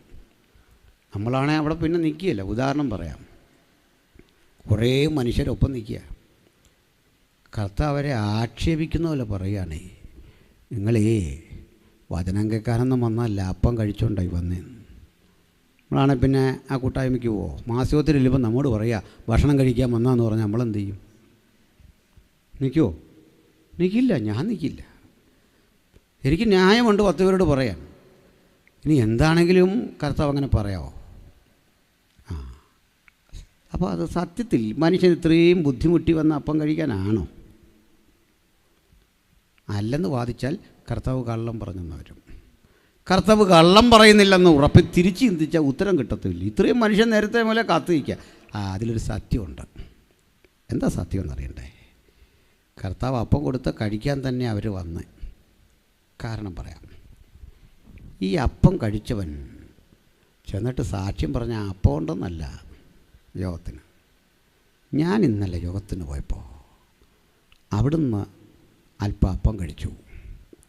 അത് കഴിച്ച മാത്രയിൽ ദീർഘവർഷങ്ങൾ എൻ്റെ ഉള്ളിൽ വ്യാപരിച്ചിരുന്ന ഒരു വലിയ മാരക രോഗം മാറുന്നൊരു ഫീലുണ്ടായി. എൻ്റെ കണ്ണിൻ്റെ കാഴ്ച വർദ്ധിച്ചു, എൻ്റെ ഷുഗർ കുറഞ്ഞു, എൻ്റെ കാലിൻ്റെ ആ പ്രതിസന്ധി മാറി, എൻ്റെ ബുദ്ധി പ്രശോഭിച്ചു, എൻ്റെ മക്കൾ ഇങ്ങനെ അനുഗ്രഹിക്കപ്പെട്ടു. ഇത് കേട്ടവർക്ക് യേശു വാഴ്ത്തിയ അപ്പമൊന്ന് കഴിക്കണമെന്ന് തോന്നി. അതാ കാര്യം. ഈ ഇംഗിത പറഞ്ഞപ്പോഴേ കർത്താവ് ആ പ്രോഗ്രാം നിർത്തിക്കളഞ്ഞു. ഈ അപ്പം വിതരണം ചെയ്യുന്ന പണി നിർത്തി. പലയിടത്തും അത്ഭുതം നടക്കാത്തതിൻ്റെ കാര്യം മനസ്സിലായോ?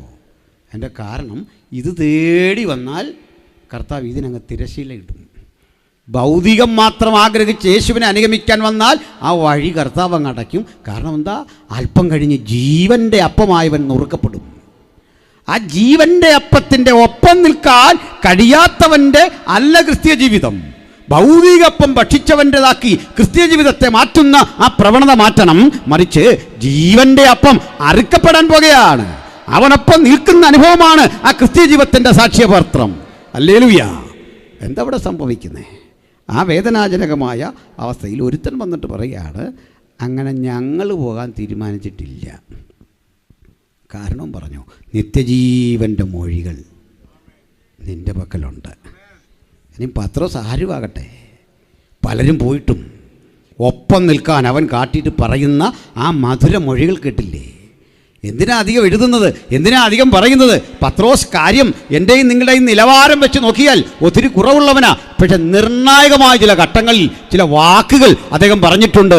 എത്ര മഹത്തര വാക്കുകളാ! സദൃശവാക്യക്കാരൻ പറയുന്ന പോലെ തക്ക സമയത്ത് പറഞ്ഞ വാക്ക് വെള്ളിത്താലത്തിലെ പൊന്നാരങ്ങ പോലെ ശോഭിക്കുന്ന മനോഹരങ്ങളായ വാക്കുകൾ തന്ന നിത്യജീവന്റെ മൊഴികൾ നിന്റെ പക്കലുണ്ട് ഗുരു. നിന്നെ വിട്ട് ഞങ്ങൾ എവിടെയാ പോവുക? അതിൽ പരം ഒരു ആരാധനയുണ്ടോ? നമുക്ക് ഇന്ന് രാത്രി പറയാം, കർത്താവേ, ഞങ്ങളിവിടെ വന്നതും ആ നിത്യജീവന്റെ മൊഴി കേൾക്കാനാ. ഞങ്ങൾ വന്നത് നിത്യജീവന്റെ പാട്ട് കേൾക്കാനാ.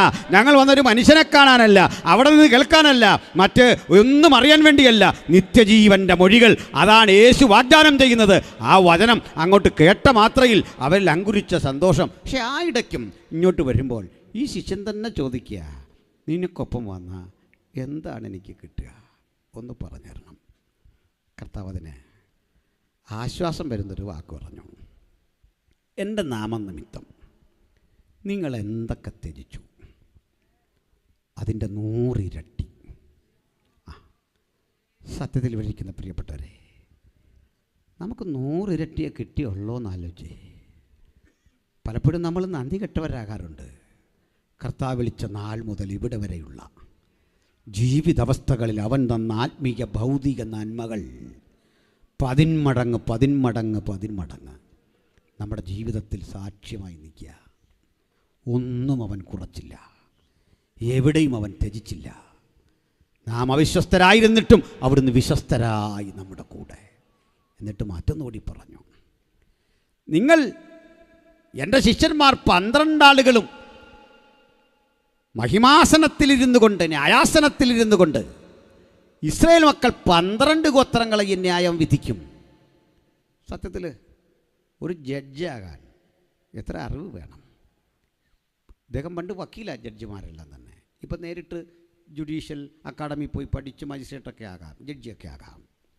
പക്ഷെങ്കിൽ പല ഘട്ടങ്ങളിലും സീനിയർ അഭിഭാഷകർ ടെക്സ്റ്റ് എഴുതി പാസ്സായിട്ടാണ് ഈ മജിസ്ട്രേറ്റോ ജഡ്ജിയോ ഒക്കെ ആകുന്നത്, മുനിസിപ്പൊക്കെ ആയിട്ട് വരുന്നത്.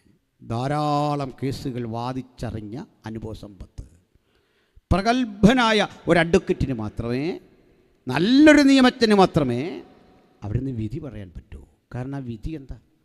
വിധി നീതിയുടെ ഗൗരവമാർന്ന നടപ്പിലാക്കലാണ്. നമ്മൾ കണ്ടിട്ടുണ്ട് 302 ഇന്ത്യൻ പീനൽ കോഡ്. അപ്പോൾ അതിൻ്റെ നമ്പറൊക്കെ മാറി BNS വന്നപ്പോൾ അതങ്ങോട്ട് എഴുതുന്ന, അതനുസരിച്ച് വധശിക്ഷ വിധിക്കുന്ന ഒരു ജഡ്ജിനെ അറിയാമല്ലോ. സെഷൻസ് കോടതിയിലെ ജഡ്ജിനാണ് വധശിക്ഷ വിധിക്കാൻ അധികാരം. കേസ് അവിടെത്തി. അദ്ദേഹം ഈ വധശിക്ഷ വിധിക്കുമ്പോൾ അനുഭവിക്കുന്ന ഒരു സമ്മർദ്ദമുണ്ട്. നമ്മളൊക്കെ പത്രം വായിച്ചിട്ട് ചോദിക്കും, എന്തുകൊണ്ടാണ് ഈ ഗോവിന്ദജാമിയെ ഇങ്ങനെ ജീവപര്യന്തമാക്കിയ കഷ്ടം? ഒരു കാര്യം അറിയോ? ഈ വിധിക്കുന്ന ആളൊരു മനുഷ്യനാ. ഇതൊരുത്തൻ്റെ പ്രാണനാണ് ഞാൻ കളയുന്നത്.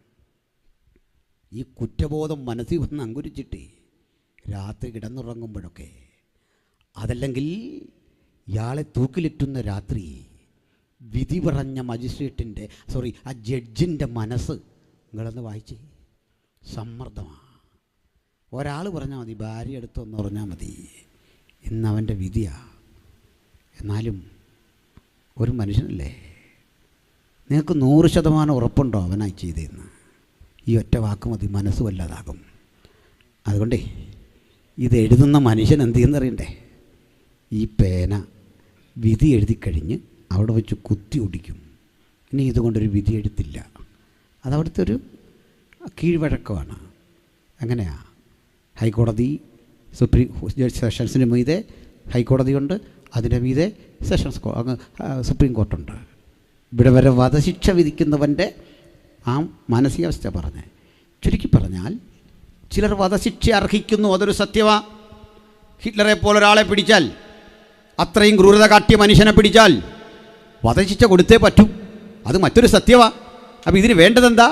നിയമത്തെക്കുറിച്ചുള്ള അറിവ്, 2 അനുഭവ സമ്പത്ത്, സത്യസന്ധത, നീതിബോധം, ഇതൊക്കെ ഉള്ള ഉന്നത ബിരുദധാരിക്ക്, കഴിവുറ്റവന്, സമർത്ഥന് കിട്ടുന്ന പണിയാ ഈ ജഡ്ജാകുന്നതെങ്കിൽ 12 ഗോത്രങ്ങൾക്കുള്ളിൽ നിന്ന് ബേസൈദ കടൽക്കരയിൽ മത്സ്യം പെറുക്കിയും മത്സ്യബന്ധന തൊഴിലേർപ്പെട്ടും ആട്ടിടയന്മാരായും ചുങ്കം പിരിച്ചു നടന്ന ഒരു ഒറ്റ സാധുക്കളെ കണ്ടിട്ട് പറയുക, അവരുടെ മീതെ കൂടി നീ എന്ന് എൻ്റെ നാമത്തിൽ ചിലത് ത്യജിച്ചോ, നിനക്ക് ഞാൻ കരുതി വെച്ച പദവി, ഇങ്ങനെ പണ്ട് വിധി പറഞ്ഞ ഈ 12 ഗോത്രങ്ങളെയും ന്യായം വിധിക്കുന്ന മഹത്തരമായ ഒരു സിംഹാസനം നിനക്ക് വേണ്ടി ഒരുക്കി, സിംഹാസനസ്ഥനായി ഞാനിരിക്കുമ്പോൾ എൻ്റെ ഒപ്പം ഇരുന്നു കൊണ്ട് വിധി പറയുന്ന വലിയ ദൗത്യത്തിലേക്ക് ഞാൻ നിന്നെ വിളിച്ചത്.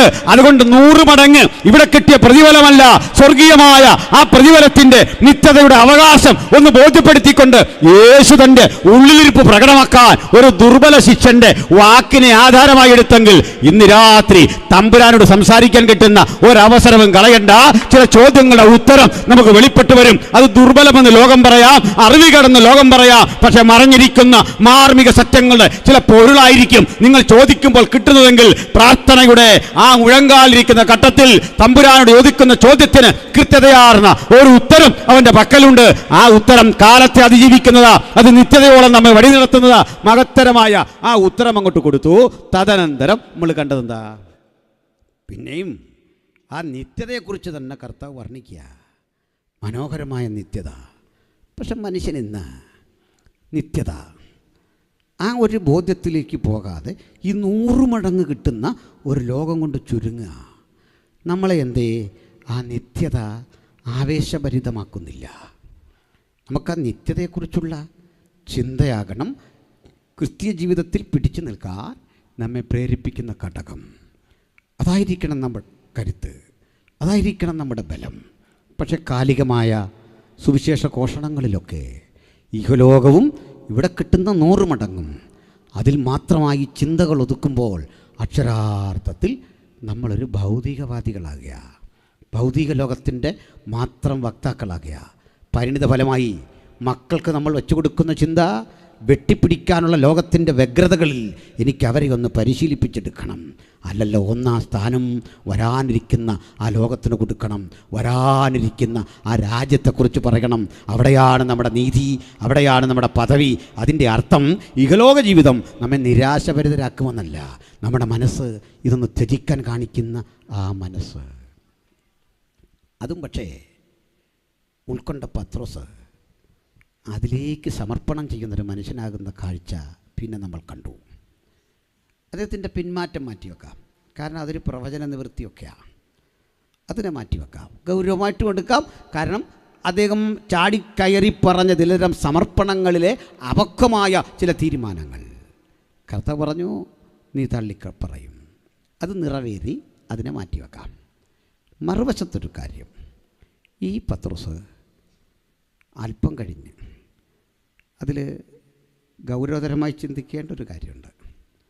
യേശുവിനെ ഉന്മൂലനം ചെയ്യുന്ന യഹൂദമത കോടതി, അതല്ലെങ്കിൽ വിചാരണ നടത്തുന്ന ഹെരോദാവിൻ്റെ കോടതി, ഫൈനൽ ജഡ്ജ്മെൻറ്റ് നടത്തുന്ന പീലാത്തോസിൻ്റെ കോടതി, ഇവിടെല്ലാം വിധിച്ച് നാമാവശേഷനാക്കി അപഹേളിച്ച് അപഹസിച്ച് ക്രൂശിക്കാൻ ഉത്തരവിട്ടിരിക്കുന്നു.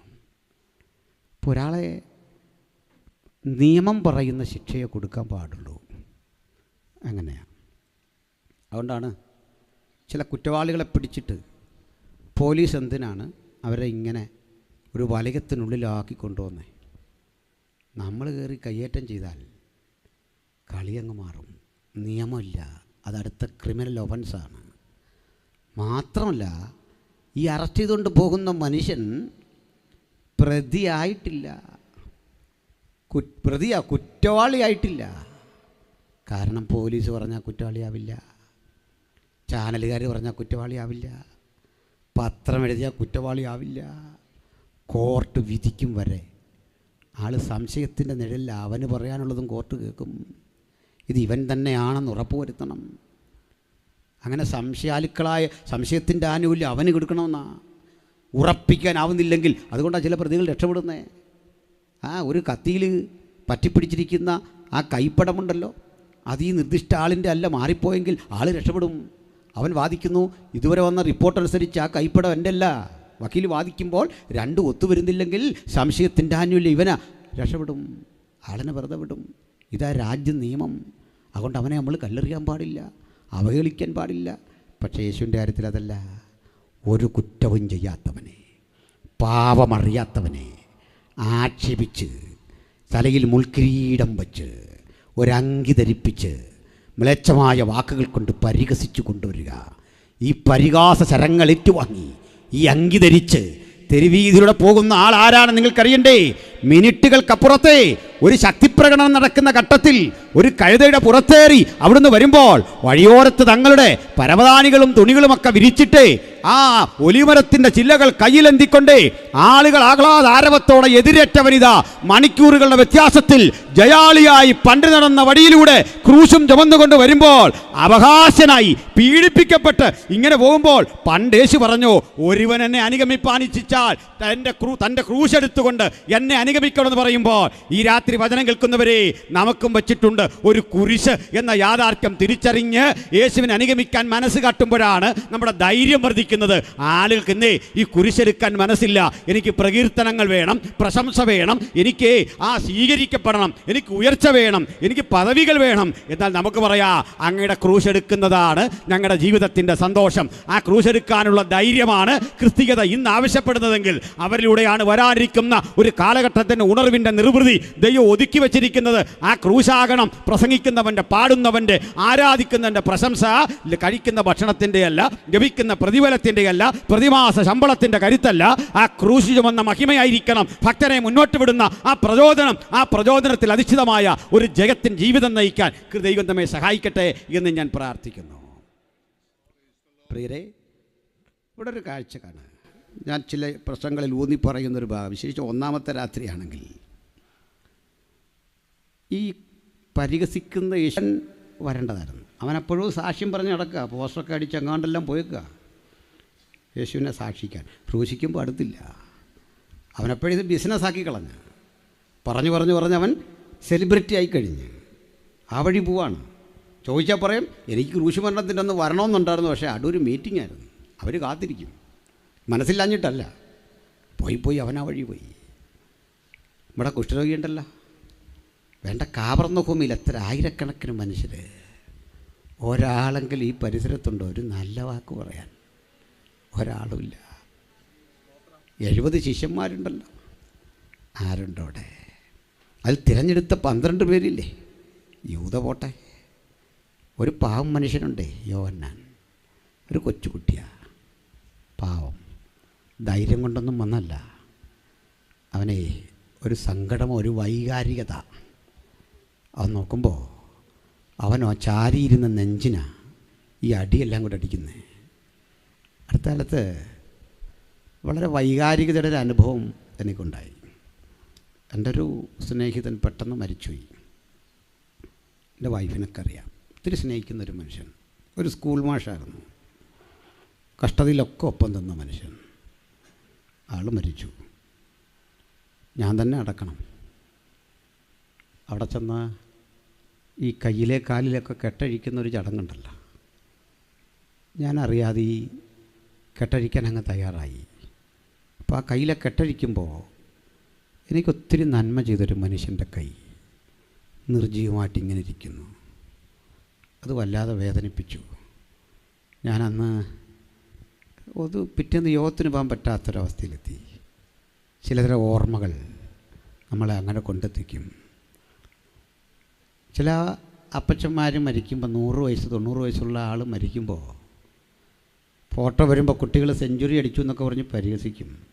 പക്ഷെ വീട്ടിലെ മക്കളുടെ അവസ്ഥ അറിയോ? ആ വിരലിലേക്ക് നോക്കുമ്പോൾ ആ കത്തി പിടിച്ച് റബ്ബർ വെട്ടി, ആ കൈ കൊണ്ട് അധ്വാനിച്ച് വാഴക്കുല വെട്ടി, ചെളി ഉരണ്ട ആ കാലുകൊണ്ട് നടന്ന് എന്നെ അന്നമൂട്ടിയ അപ്പൻ്റെ കിടപ്പ അമ്മയുടെ മനസ്സിൽ ഓടി വരുന്നത് അല്ലേ? കണ്ടു നിൽക്കുന്നതിന് പരിഹാസം. ഈ മനുഷ്യനാരാ? നസ്രായൻ.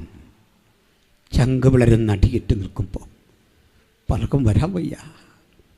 യോഹന്നാൻ അടുത്ത് നിൽക്കാൻ കാരണം ഒരു കൊച്ചുകുട്ടിയായപ്പോൾ കൂടെ കൂടിയതാ. അപ്പനായ സെബദിയെ വിട്ട് വലയും പടകം വിട്ട് കൂടിയപ്പോൾ എൻ്റെ ആശ്വാസം നിൻ്റെ മാറിടമായിരുന്നു. ഉടവുചാൽ പോലെ കീറുമാറ് അടിച്ചു വല്ലാതാക്കി. ആ ശരീരം കൊണ്ടുപോകുമ്പോൾ കരയാൻ ത്രാണിയില്ല. പക്ഷെ ഞാൻ ഒപ്പം വരും. എവിടെ വരെ നീ പോകും? ഒപ്പം വരെ, മരണം വരെ നിൻ്റെ കൂടെ. ഇന്ന് രാത്രി എത്ര പേർക്ക് ഇത് പറയാം? എൻ്റെ മരണം വരെ എന്ന് തിരുത്താം. നിൻ്റെ കൂടെയുള്ളവരൊക്കെ ഇട്ടിട്ട് പോകട്ടെ. പത്രോസ് എവിടെയെന്ന് ഞാൻ ചോദിക്കണില്ല, അന്ത്രയോസ് എവിടെയെന്ന് ചോദിക്കുന്നില്ല. ബട്ട് ഞാൻ നിൻ്റെ കൂടെ വരും, നിൻ്റെ കൂടെ. ആ കൂടെ വരുമ്പോഴാണ് മറ്റൊരു കാഴ്ച. ദുർബലരായ കുറേ സ്ത്രീകളൊപ്പം ഉണ്ട്. അവർ ശിഷ്യഗണങ്ങളിൽപ്പെട്ടവരല്ല. നമ്മൾ പലപ്പോഴും ഈ പ്രസംഗത്തിലെല്ലാം ശവ പൊളിക്കുന്നതൊക്കെ സ്ത്രീകളാണെന്നാണ് പറയുന്നത്. ഇന്നുവരെ ഒരു സ്ത്രീ കൗൺസിൽ അംഗമാകാൻ വേണ്ടി പ്രശ്നം ഉണ്ടാക്കിയിട്ടുണ്ടോ? സെക്രട്ടറി ആകാൻ പ്രശ്നം ഉണ്ടാക്കിയിട്ടുണ്ടോ? നിങ്ങളെ ചുമ്മാ പറയുന്ന സ്ത്രീകളാണോ സഭയെല്ലാം പൊളിച്ചത്? നമ്മളൊക്കെ കൂടി ചെയ്ത പണിയാണ്. എന്നിട്ട് പറഞ്ഞു തരാം അമ്മാമ്മ പൊളിച്ചാന്ന്. സ്ത്രീകളാണെന്ന് പറഞ്ഞാൽ അങ്ങ് ഉപദ്രവിക്കല്ല. സ്ത്രീകളുടെ മഹത്വം എന്താ? ഇവർ ശിഷ്യഗണങ്ങളുടെ കൂടെ ഒന്നുമില്ല. ഇവർ ഈ വചനമൊന്നും ഇങ്ങനെ കേട്ട് അങ്ങനെ ചാർജ് ചെയ്യപ്പെട്ടവരല്ല. ക്രൂശിൽ പക്ഷെ അവരൊരു അത്ഭുതം ദർശിച്ചു. അടിച്ച് തരിപ്പണമാക്കി തകർത്ത് കൊണ്ടിട്ടിട്ടും മരണത്തിൻ്റെ മുമ്പിൽ ലവലേശം കൂസാതെ നെഞ്ചുറപ്പോടെ കിടക്കുന്ന ഒരുത്തനെ കണ്ടു. ഇതാ യഥാർത്ഥ പൗരുഷം, ഇതാ കാന്തൻ്റെ ലക്ഷണം. അതൊന്ന് തിരുത്തണം. നമ്മൾ ഈ കലണ്ടറിൽ കണ്ട ആശാനല്ല കിടക്കുന്നത്. മനസ്സിലായോ? കലണ്ടറിൽ കണ്ട പുള്ളിയല്ല, ക്ഷമിക്കണം. പിണങ്ങി പറഞ്ഞല്ല. കലണ്ടറിൽ വരച്ച ക്രിസ്തുവിന് ബൈബിളിലെ ക്രിസ്തുവാകാൻ കഴിയില്ല. ഒരുത്തൻ്റെയും ക്യാൻവാസിന് വഴങ്ങാത്ത മുഖം അത്, ഒരുത്തൻ്റെയും പെയിൻറ്റിന് വഴങ്ങാത്ത വ്യക്തിത്വം അത്, ഒരു കലാകാരനും സ്വാംശീകരിച്ചെടുക്കാൻ കഴിയാത്ത, ഒരു തലച്ചോറിൽ ഒതുങ്ങാത്ത അതുല്യ വൈഭവൻ. കാരണം അവിടെ എഴുതി വച്ചിരിക്കുക, അവൻ മരണം ആസ്വദിച്ചു. ധൈര്യം ഉണ്ടേ മരണം ആസ്വദിക്കുന്നവനെന്ന് വരയ്ക്ക്. നിങ്ങൾ വരച്ച എല്ലാ സഹതാപത്തോടെ കിടക്കുന്നവനെയാ, വിഷമിച്ച് കിടക്കുന്നവനെയാ. ഇവിടെ വിഷമമൊന്നുമില്ലെന്ന് ദൈവകൃപയാൽ അനേകർക്ക് വേണ്ടി മരണം ആസ്വദിച്ച് ക്രൂശിൽ കിടക്കുന്ന നസ്രായകനായ യേശു. ഈ ദർശനം കിട്ടിയതേ, നേരിട്ട് കാണാൻ ഭാഗ്യം സിദ്ധിച്ചതേ ഒരുപറ്റ സ്ത്രീകൾക്കാ. അവരതിങ്ങനെ കണ്ടു കിടക്കുമ്പോൾ, കണ്ടിങ്ങനെ നിൽക്കുമ്പോൾ അടുത്ത് യോഹന്നാനും ഉണ്ട് ആ കാഴ്ച കാണാൻ. ആട്ടെ, ശക്തിപ്രകടനത്തിൽ പങ്കെടുത്ത ആയിരക്കണക്കിന് ആളാണോ? അപ്പം തിന്നാൻ വന്ന 5000 പേരാണോ? കടലിൻ മീതെ നടക്കുന്ന കണ്ടപ്പോൾ ആരവം കൂട്ടിയ ആയിരങ്ങളാണോ? ക്രൂശിൻ്റെ ചുവട്ടിൽ നിന്നവരാണോ യേശുവിൻ്റെ യഥാർത്ഥ അനുഗാമികൾ? ക്രൂശിൻ്റെ ചുവട്ടിൽ അവിടെ നിൽക്കാൻ എത്ര പേർക്ക് മനസ്സുണ്ട്? നമുക്കതാ വേണ്ടെന്ന്, ആ മഹത്വം വേണ്ടെന്ന്. വാങ്ങി ഭക്ഷിച്ച അപ്പത്തിൻ്റെ കരത്തിനേക്കാൾ വലുതാണ് ക്രൂശിൻ്റെ ചുവട്ടിൽ കിട്ടി നിൽക്കുമ്പോൾ കിട്ടുന്ന ആ നിന്നക്കൊപ്പം ഒന്ന് ചേരാൻ പറ്റി. പലപ്പോഴും നമ്മൾ ആഗ്രഹിക്കുന്ന എന്താ? എനിക്കെന്ത് കിട്ടി? നമ്മളിന്ന് രാത്രി യോഗത്തിന് വന്നോ, എനിക്കെന്ത് കിട്ടി എന്നുള്ളതെന്ന് വിടാം. എനിക്കെന്ത് നിനക്കായി ചെയ്യാൻ പറ്റി, ഇവിടെ വരെ വന്നപ്പോൾ എന്ത് ചെയ്യാൻ പറ്റി. പലപ്പോഴും ഞാനിവിടെ വരുമ്പോൾ ശ്രദ്ധിക്കുന്നത് എന്താ, എനിക്കൊരു കസേര കിട്ടിയോ, വെള്ളം കിട്ടിയോ, സ്വീകരിച്ചതൊത്തോ, എനിക്ക് എന്ത് കിട്ടി, എന്നെ ഇവിടെ കൊണ്ടിരുത്തി, എനിക്കൊരു അവസരം തന്നോ, 100 ചോദ്യങ്ങളിരിക്കുമ്പോൾ ഞാനിവിടെ വന്നതേ, നിങ്ങളിവിടെ വന്നതേ ഹൃദയത്തിൽ പറയണം അതിനല്ല. എനിക്ക് യേശുവിന് വേണ്ടി ഒരു കസേര നേരിടാൻ പറ്റിയെങ്കിൽ, ഒരാളെ കൂടി പുതുതായി വിരിച്ചുകൊണ്ട് വരാൻ പറ്റിയെങ്കിൽ, എനിക്കൊന്ന് ഇവരെ നിൽക്കാൻ കഴിഞ്ഞെങ്കിൽ, ഒരു ത്യാഗം സഹിക്കാൻ കഴിഞ്ഞെങ്കിൽ, അത് അടയാളപ്പെടുത്തിയിട്ട് കർത്താവ് പറയാ, എൻ്റെ നാമത്തിലെ നിങ്ങൾ ഈ ഭൂമിയിൽ ത്യജിച്ചതൊക്കെ 100 ഇരട്ടി തരുമെന്ന് മാത്രമല്ല, നിങ്ങൾക്ക് വേണ്ടി നിത്യതയുടെ ഒരു മനോഹര കാലം ഒരുക്കി വെച്ചിട്ട് അവിടെയും പ്രതിഫലം യാഥാർത്ഥ്യമാക്കി തീർക്കുന്ന വാഗ്ദത്തത്തിൻ്റെ പേരാ സുവിശേഷം. ആ സുവിശേഷത്തെ ഈ ലോകത്തിന് മുൻ പരിചയപ്പെടുത്തിക്കൊണ്ട് പറയാ, സുവിശേഷം കേവലമായ വ്യർത്ഥതയുടെ വാക്കല്ല, അത് ഭൂമിയിൽ ചിലതിനെ വെട്ടിപ്പിടിക്കുന്ന ഒന്ന് മാത്രമല്ല, മറിച്ച് നിത്യതയെ ഹൃദയത്തിൻ്റെ ഉള്ളിലേക്ക് കൊണ്ടുവരുന്ന ആ വലിയ പ്രവൃത്തിയാ. അതുകൊണ്ട് ഹൃദയം തുറക്കട്ടെ. ദൈവത്തിനായി പ്രവർത്തിക്കാനുള്ള ഒരു വ്യഗ്രത നമ്മുടെ ഉള്ളിൽ രൂപപ്പെടണം. സ്തോത്രം. പലപ്പോഴും ആളുകൾ കാത്തിരിക്കുന്ന, പ്രതീക്ഷിച്ചിരിക്കുന്നൊരു കാര്യമാണ് ഉണർവ്. യോഗങ്ങളിൽ ഉണർവ് വേണം. അങ്ങനെയാണ്. ഞങ്ങളൊന്നും ഉണർവ് പ്രസംഗരല്ല, അങ്ങനെ എന്നെ ആരെയും പരിചയപ്പെടുത്തിയും കണ്ടിട്ടില്ല. ഞാനതിനൊരു കാരണം പറയാറുണ്ട്. പ്രസംഗിച്ച് തുടങ്ങിയ നാൾ മുതൽ ചിന്തിക്കുന്ന ഒരു കാര്യം, ഞാൻ സ്വന്തം നിലയിൽ ആരെ ഉണർത്താനായിട്ട് ഒരു കൃത്രിമവും കാണിക്കില്ല. ആളുകൾ ഉണരട്ടെന്നോർത്ത് സൗണ്ടൊക്കെ മാറ്റി അല്ലേ, അങ്ങനെ ചെയ്യുന്നതിന് കുഴപ്പമൊന്നുമില്ല. ഞാനങ്ങനെ ട്രൈ ചെയ്തിട്ട് പറ്റുന്നുമില്ല.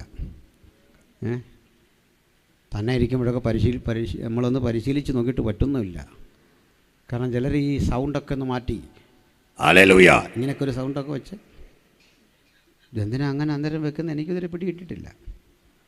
ഒക്കെ പോട്ടെ. അപ്പോൾ ഈ പാട്ട് പാടുന്നവരും, ഞാൻ ഈ പാടുന്നവരോട് പറയാറുണ്ട്, ഞാനൊരു കൺവെൻഷൻ നടത്തി അടുത്ത കാലത്ത്. എന്നിട്ട് ഞാൻ പാട്ടുകാരോട് പറഞ്ഞു, ഞാൻ പ്രസംഗിക്കാൻ 3 പേരെ വിളിച്ചിട്ടുണ്ട്, നിങ്ങൾ പ്രസംഗിക്കണ്ട, ആ നേരം കൂടെ ഒരു പാട്ടങ്ങ് പാടും. ഇവിടെ വിളി അതിനാണ്. അങ്ങനെയല്ലേ? ഇവിടെ വിളി അതിനാണ്. അങ്ങനെ ചില പുള്ളികൾ എന്ത് ചെയ്യുന്നത് വെച്ചാൽ, പ്രസംഗമല്ല ഒരു പ്രത്യേക പരിപാടി, ഇവിടെ നടക്കുന്ന ഈ കാര്യങ്ങൾ ഇങ്ങനെ പറയുക. വലിയ ബന്ധനങ്ങളെ ദൈവം അഴിച്ചുകൊണ്ടിരിക്കുകയാണ്, വലിയ വ്യത്യാസം വരുത്തിക്കൊണ്ടിരിക്കുകയാണ്, ചില ട്യൂമറുകൾ മാറിക്കൊണ്ടിരിക്കുകയാണ്, ചില ബന്ധനങ്ങൾ അഴിച്ചുകൊണ്ടിരിക്കുകയാണ്, ദൈവം വലിയ പ്രവൃത്തി ആ അറ്റം മുതൽ ഈ അറ്റം വരെ. ഇതന്നെ ഈ വള്ളംകളിക്കാരനും പറയുന്നത്. കമൻട്രിയെ പായ്പാട് ചുണ്ടൻ ഇഞ്ചോടിഞ്ച് വ്യത്യാസത്തിൽ ദേവറസിനെ പിന്തള്ളി മുന്നേറിക്കൊണ്ടിരിക്കുന്നു. 4 കെട്ടുവള്ളങ്ങൾ ഒന്നൊന്നിനെ പിന്തള്ളി ഇഞ്ചോടിഞ്ച് വ്യത്യാസത്തിൽ. അവൻ പറയുന്ന ഒരേ കാര്യമാണ്. എന്നൊരു കാര്യമുള്ളത്, ആ പറയുന്നവർക്കൂടെ സമാനതയുള്ളത്, അവൻ ഇന്ന് വരെ വള്ളത്തിൽ കയറിയിട്ടുമില്ല, വെള്ളത്തിൽ ഇറങ്ങിയിട്ടുമില്ല. അങ്ങനെ ആകാശവാണി പണ്ട് നമ്മൾ കേട്ടോണ്ടിരുന്നത്. അവൻ വെള്ളത്തിൽ കയറിയിട്ടില്ല, അവൻ കുട്ടനാടുമായിട്ട് ഒരു ബന്ധവുമില്ല, അവൻ ഈ കളി കണ്ടിട്ട് വിളിച്ചു പറയുക, വെള്ളത്തിൽ ഇറങ്ങാതായി പറയുന്നത്. അപ്പോൾ ഇതാരാധിച്ചോ ബന്ധനം കഴിഞ്ഞോ അതൊക്കെ നടക്കട്ടെ.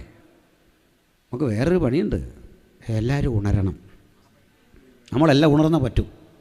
നമ്മൾ ശരിയാകണമെന്നേ. ആ ഉണരാത്തതിൻ്റെ കാരണം നമ്മളിൽ എവിടേക്കോ കിടപ്പുണ്ടെന്നാണ്. പ്രസംഗിക്കുന്ന എൻ്റെയും കേൾക്കുന്ന നിങ്ങളുടെ ഉള്ളിൽ ഉണർവിന് വിഘാതം വരുന്ന ഘടകങ്ങളെ മുഴുവൻ ഒന്ന് ശുദ്ധി ചെയ്ത് തയ്യാറെടുത്ത് ഈ ക്രൂശ് ചുമക്കാൻ ഒരു വ്യഗ്രത കാണിച്ചേ. ഉണർവ് എന്താണെന്ന് ഞാൻ പറയാം. ഉണർവ് ബാഹ്യതലങ്ങളിൽ പ്രകടമാക്കുന്ന ആവേശമല്ല. ആവേശമൊക്കെ വേണമെന്നേ, നമ്മൾ ജീവനുള്ളവർ, അതൊക്കെ വേണം അല്ലേ? എന്നാൽ ഉണർവിനൊരു മറ്റൊരു വസ്തുതയുണ്ട്. അതും ക്രൂശിലേക്ക് വന്ന് ഞാൻ നിർത്താം. ഈ ക്രൂശിക്കാൻ ഉത്തരവിട്ടാൽ നിർദ്ദിഷ്ട സമയത്ത് ക്രൂശീകരണം നടത്തണം. അത് നിയമമാണ്. അവിടെ പറയാം. ഇപ്പോൾ തൊട്ടടുത്ത് അടൂർ കോടതി ഉണ്ടെന്ന് എനിക്ക് തോന്നുന്നു. ഉണ്ട്, ഞാൻ കണ്ടിട്ടുണ്ട്. ഈ അടൂരുള്ള CJM കോടതിയിൽ ഇന്ന് ഉപയോഗിക്കുന്ന ഭാഷയും പീലാത്തോസിൻ്റെ കോടതിയിൽ ഉപയോഗിച്ച ഭാഷയും ഒന്നാണ്. റോമനാ അല്ലെ ലാറ്റിനാണ്. അറിയാമല്ലോ, ലത്തീനാണ് അവിടുത്തെ ലാംഗ്വേജ്. ഇവിടുത്തെ ലോകത്ത് കോടതിയിലെല്ലാം ഭാഷ ലാറ്റിനാണ്. ചില പ്രധാന വേർഡുകളാട്ടോ. നമുക്ക് മലയാളത്തിലും ഇംഗ്ലീഷിലൊക്കെ വാദിക്കാം. അപ്പോൾ ഹേബിയസ് കോർപ്പസ്, ജുഡീഷ്യറി, ഇതെല്ലാം ലാറ്റിൻ വേർഡുകളാണ് റോമക്കാരുടെ. കോടതി അത്ര സ്ട്രിക്റ്റാണെന്നും. ക്രിമിനൽ കോടതിയിൽ ചെന്നാൽ ഇങ്ങനെ തുലാസം പിടിച്ച് കണ്ണും കെട്ടിയൊരു കക്ഷി ഇരിപ്പുണ്ടല്ലേ, താഴെ വായിക്കാൻ കാണും ഓതി ആർട്ടം പാർട്ടം. അർത്ഥം the code should be audible to both side. ഒഡിബിളായിരിക്കണം. ഓടി ആർട്ടം പാർട്ടം, വാദി പറയുന്നതും പ്രതി പറയുന്നതും കേൾക്കണമെന്ന്. മനസ്സിലായില്ലേ? അവിടെ നമ്മുടെ ലീഡർമാർക്ക് പറ്റുന്ന ആദ്യം ചെന്ന് പറയുന്നത് കേട്ട് അവർ വിധി അങ്ങ് പറയും അല്ലേ? അങ്ങനെ ചെയ്യരുത്. ആദ്യം പറയുന്ന കേട്ട് തീരുമാനം എടുക്കല്ലേ. പിന്നെന്താ? You should be audible to both side. പറഞ്ഞാട്ടെ, കേൾക്കണം, നിങ്ങൾ പറഞ്ഞാട്ടെ. ഇത് പറയുമ്പോൾ ഈ വാരി വലിച്ചൊക്കെ നമ്മുടെ സാക്ഷി പോലെ പറഞ്ഞാൽ പ്രശ്നമാണ്. കടമ്പനാടിൻ്റെതായിട്ടുള്ളതായ പ്രാന്തപ്രദേശത്തുനിന്നും അടൂരിൻ്റേതായിരിക്കുന്നതായിട്ടുള്ള ഇടത്തേക്ക് ഞാൻ വരുവാൻ തക്ക ഇടയായി തീർന്നപ്പോഴാണ് ഈ വാഹനം ഇടിക്കുന്നത് കാണുവാൻ തക്ക ഇടയായി തീർന്നുകൊണ്ടിരുന്നതായിട്ടുള്ളതായ കോടതി പറഞ്ഞാൽ കളി മാറും. അതിന് കോർട്ടിൻ്റെ ഭാഷ അറിയാവുന്ന ഒരാളവിടെ നിൽപ്പുണ്ട്, അഡ്വക്കേറ്റ്. നിങ്ങൾ അയാളുടെ കാര്യം പറഞ്ഞിട്ട് വക്കാലത്ത് ഒപ്പിടണം. അപ്പോൾ നിങ്ങളെ വിളിക്കും ക്ലൈൻറ്റ്, എൻ്റെ കക്ഷിക്ക് വേണ്ടി ഞാൻ നീക്കുക. ശരി പറഞ്ഞു. അപ്പോൾ ഇത് അങ്ങോട്ട് പറയും, അത് കേട്ടാണ്. അപ്പോൾ നിയമം കർശനമാണ്. സമയത്തിനുള്ളിൽ വധശിക്ഷ നടപ്പിലാക്കണം. വധശിക്ഷയുടെ സമയത്ത് നടപ്പിലാക്കണമെന്ന്. ഇതിൽ ഉദ്യോഗസ്ഥൻ്റെ പണി പോകുന്നു. റോമ അതുകൊണ്ട് ഒരുത്തൻ ചാകാൻ തുടങ്ങിയണ്ടോ? പൗലോസും ശീലാസും കാരാഗൃഹത്തിൽ കിടന്നപ്പം കാരാഗൃഹത്തിൻ്റെ അടിസ്ഥാനം ഇളകിയപ്പോൾ അയാൾ ജയിലത് ചാകാൻ തുടങ്ങിയണ്ടോ? കാരണം ഇയാൾക്ക് ശിക്ഷ വരും, നാണക്കേടാവും. നമ്മുടെ നാട് പോലൊന്നും അല്ലാതെ സ്ട്രിക്റ്റാണ് രാജ്യം. അതാ ഇരുമ്പ് വല്ലുകൊണ്ട് കടിച്ചു കീറുന്നൊരു മൃഗമായി റോമിനെ വിശേഷിപ്പിക്കാൻ കാരണം അകത്തും പുറത്തും ഒരുപോലെ ഇടപെടുന്ന ഇരുവായ്ത്തല മൂർച്ചയേറിയ വാള് പോലെ ഇടപെടുന്ന റോമിൻ്റെ കാർക്കശ്യത എത്ര വലുതാ. അപ്പോഴാണ് യേശുവിനെ ക്രൂശിക്കാൻ ഉത്തരവ്. ക്രൂശ് ചുമക്കണം. ഈ ക്രൂശ് ചുമക്കുക എന്ന് പറഞ്ഞാൽ നമ്മൾ ഈ കാണുന്ന പോലെ ടീ ആകൃതിയിലെ സാധനം അതുപോലെ കൊണ്ടുപോകല്ല. ഈ വിലങ്ങൻ തടി മാത്രം ചുമന്നാൽ മതി, മറ്റേ തടി അവിടെ എത്തിക്കും. അതൊക്കെയാണ് നിയമം. എന്നാൽ ഈ തടി പോലും ഉണ്ടാക്കി വെച്ചിരിക്കുന്ന ചതുരമൊന്നും അല്ല, അത് ആശാരി പണിത സാധനമൊന്നുമല്ല, ഉരുളൻ തടിയാണ്. ആ തടിയുടെ പേര് തന്നെയാണ് എന്താ പറയുക, ദണ്ഡനസ്തംഭം എന്ന പേര്. ഈ ദണ്ഡനസ്തംഭം തോളി വെക്കണം. അതാ കയറുകൊണ്ട് കെട്ടുകയാണ്. ഈ രണ്ട് കയറ് വഴിച്ച് അവിടെ കൊണ്ടുചെല്ലുമ്പോൾ ഈ കുരിശു രൂപം കെട്ടിയാക്കുകയാണ്. എന്നിട്ട് ആണിയടിക്കുന്നവിടെ കൈത്തണ്ടയില്ല, അതാ ഇവിടെ ഇങ്ങനെ. മനസ്സിലായില്ല? കാരണം ഞരമ്പ് കെട്ടുകൾ വന്ന് കൂടുന്ന സ്ഥലമാണ് ഇത്. ഇവിടേക്കാണ് ഈ ആണി അടിക്കുന്നത്. പ്രത്യേകം തയ്യാറാക്കിയ ആണിയാണ്. ചതുര വടിയുള്ള ആണി, അഗ്രം നല്ല മുനയാണ്.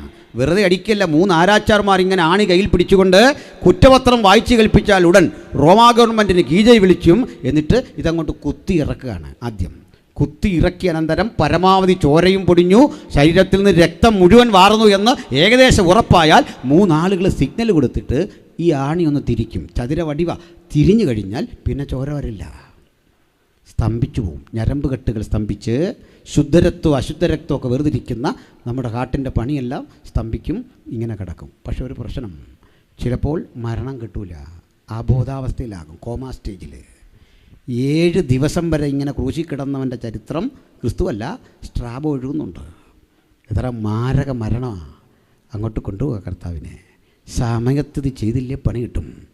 ഈ ശിക്ഷ നടപ്പിലാക്കുന്നവൻ ആകെ ഭയന്നു. കാരണമുണ്ട്. റോമിലൊരു നിയമമുണ്ട്, ഒരു ധാരണ, നിയമമല്ല, ഒരു അന്ധവിശ്വാസമുണ്ട്.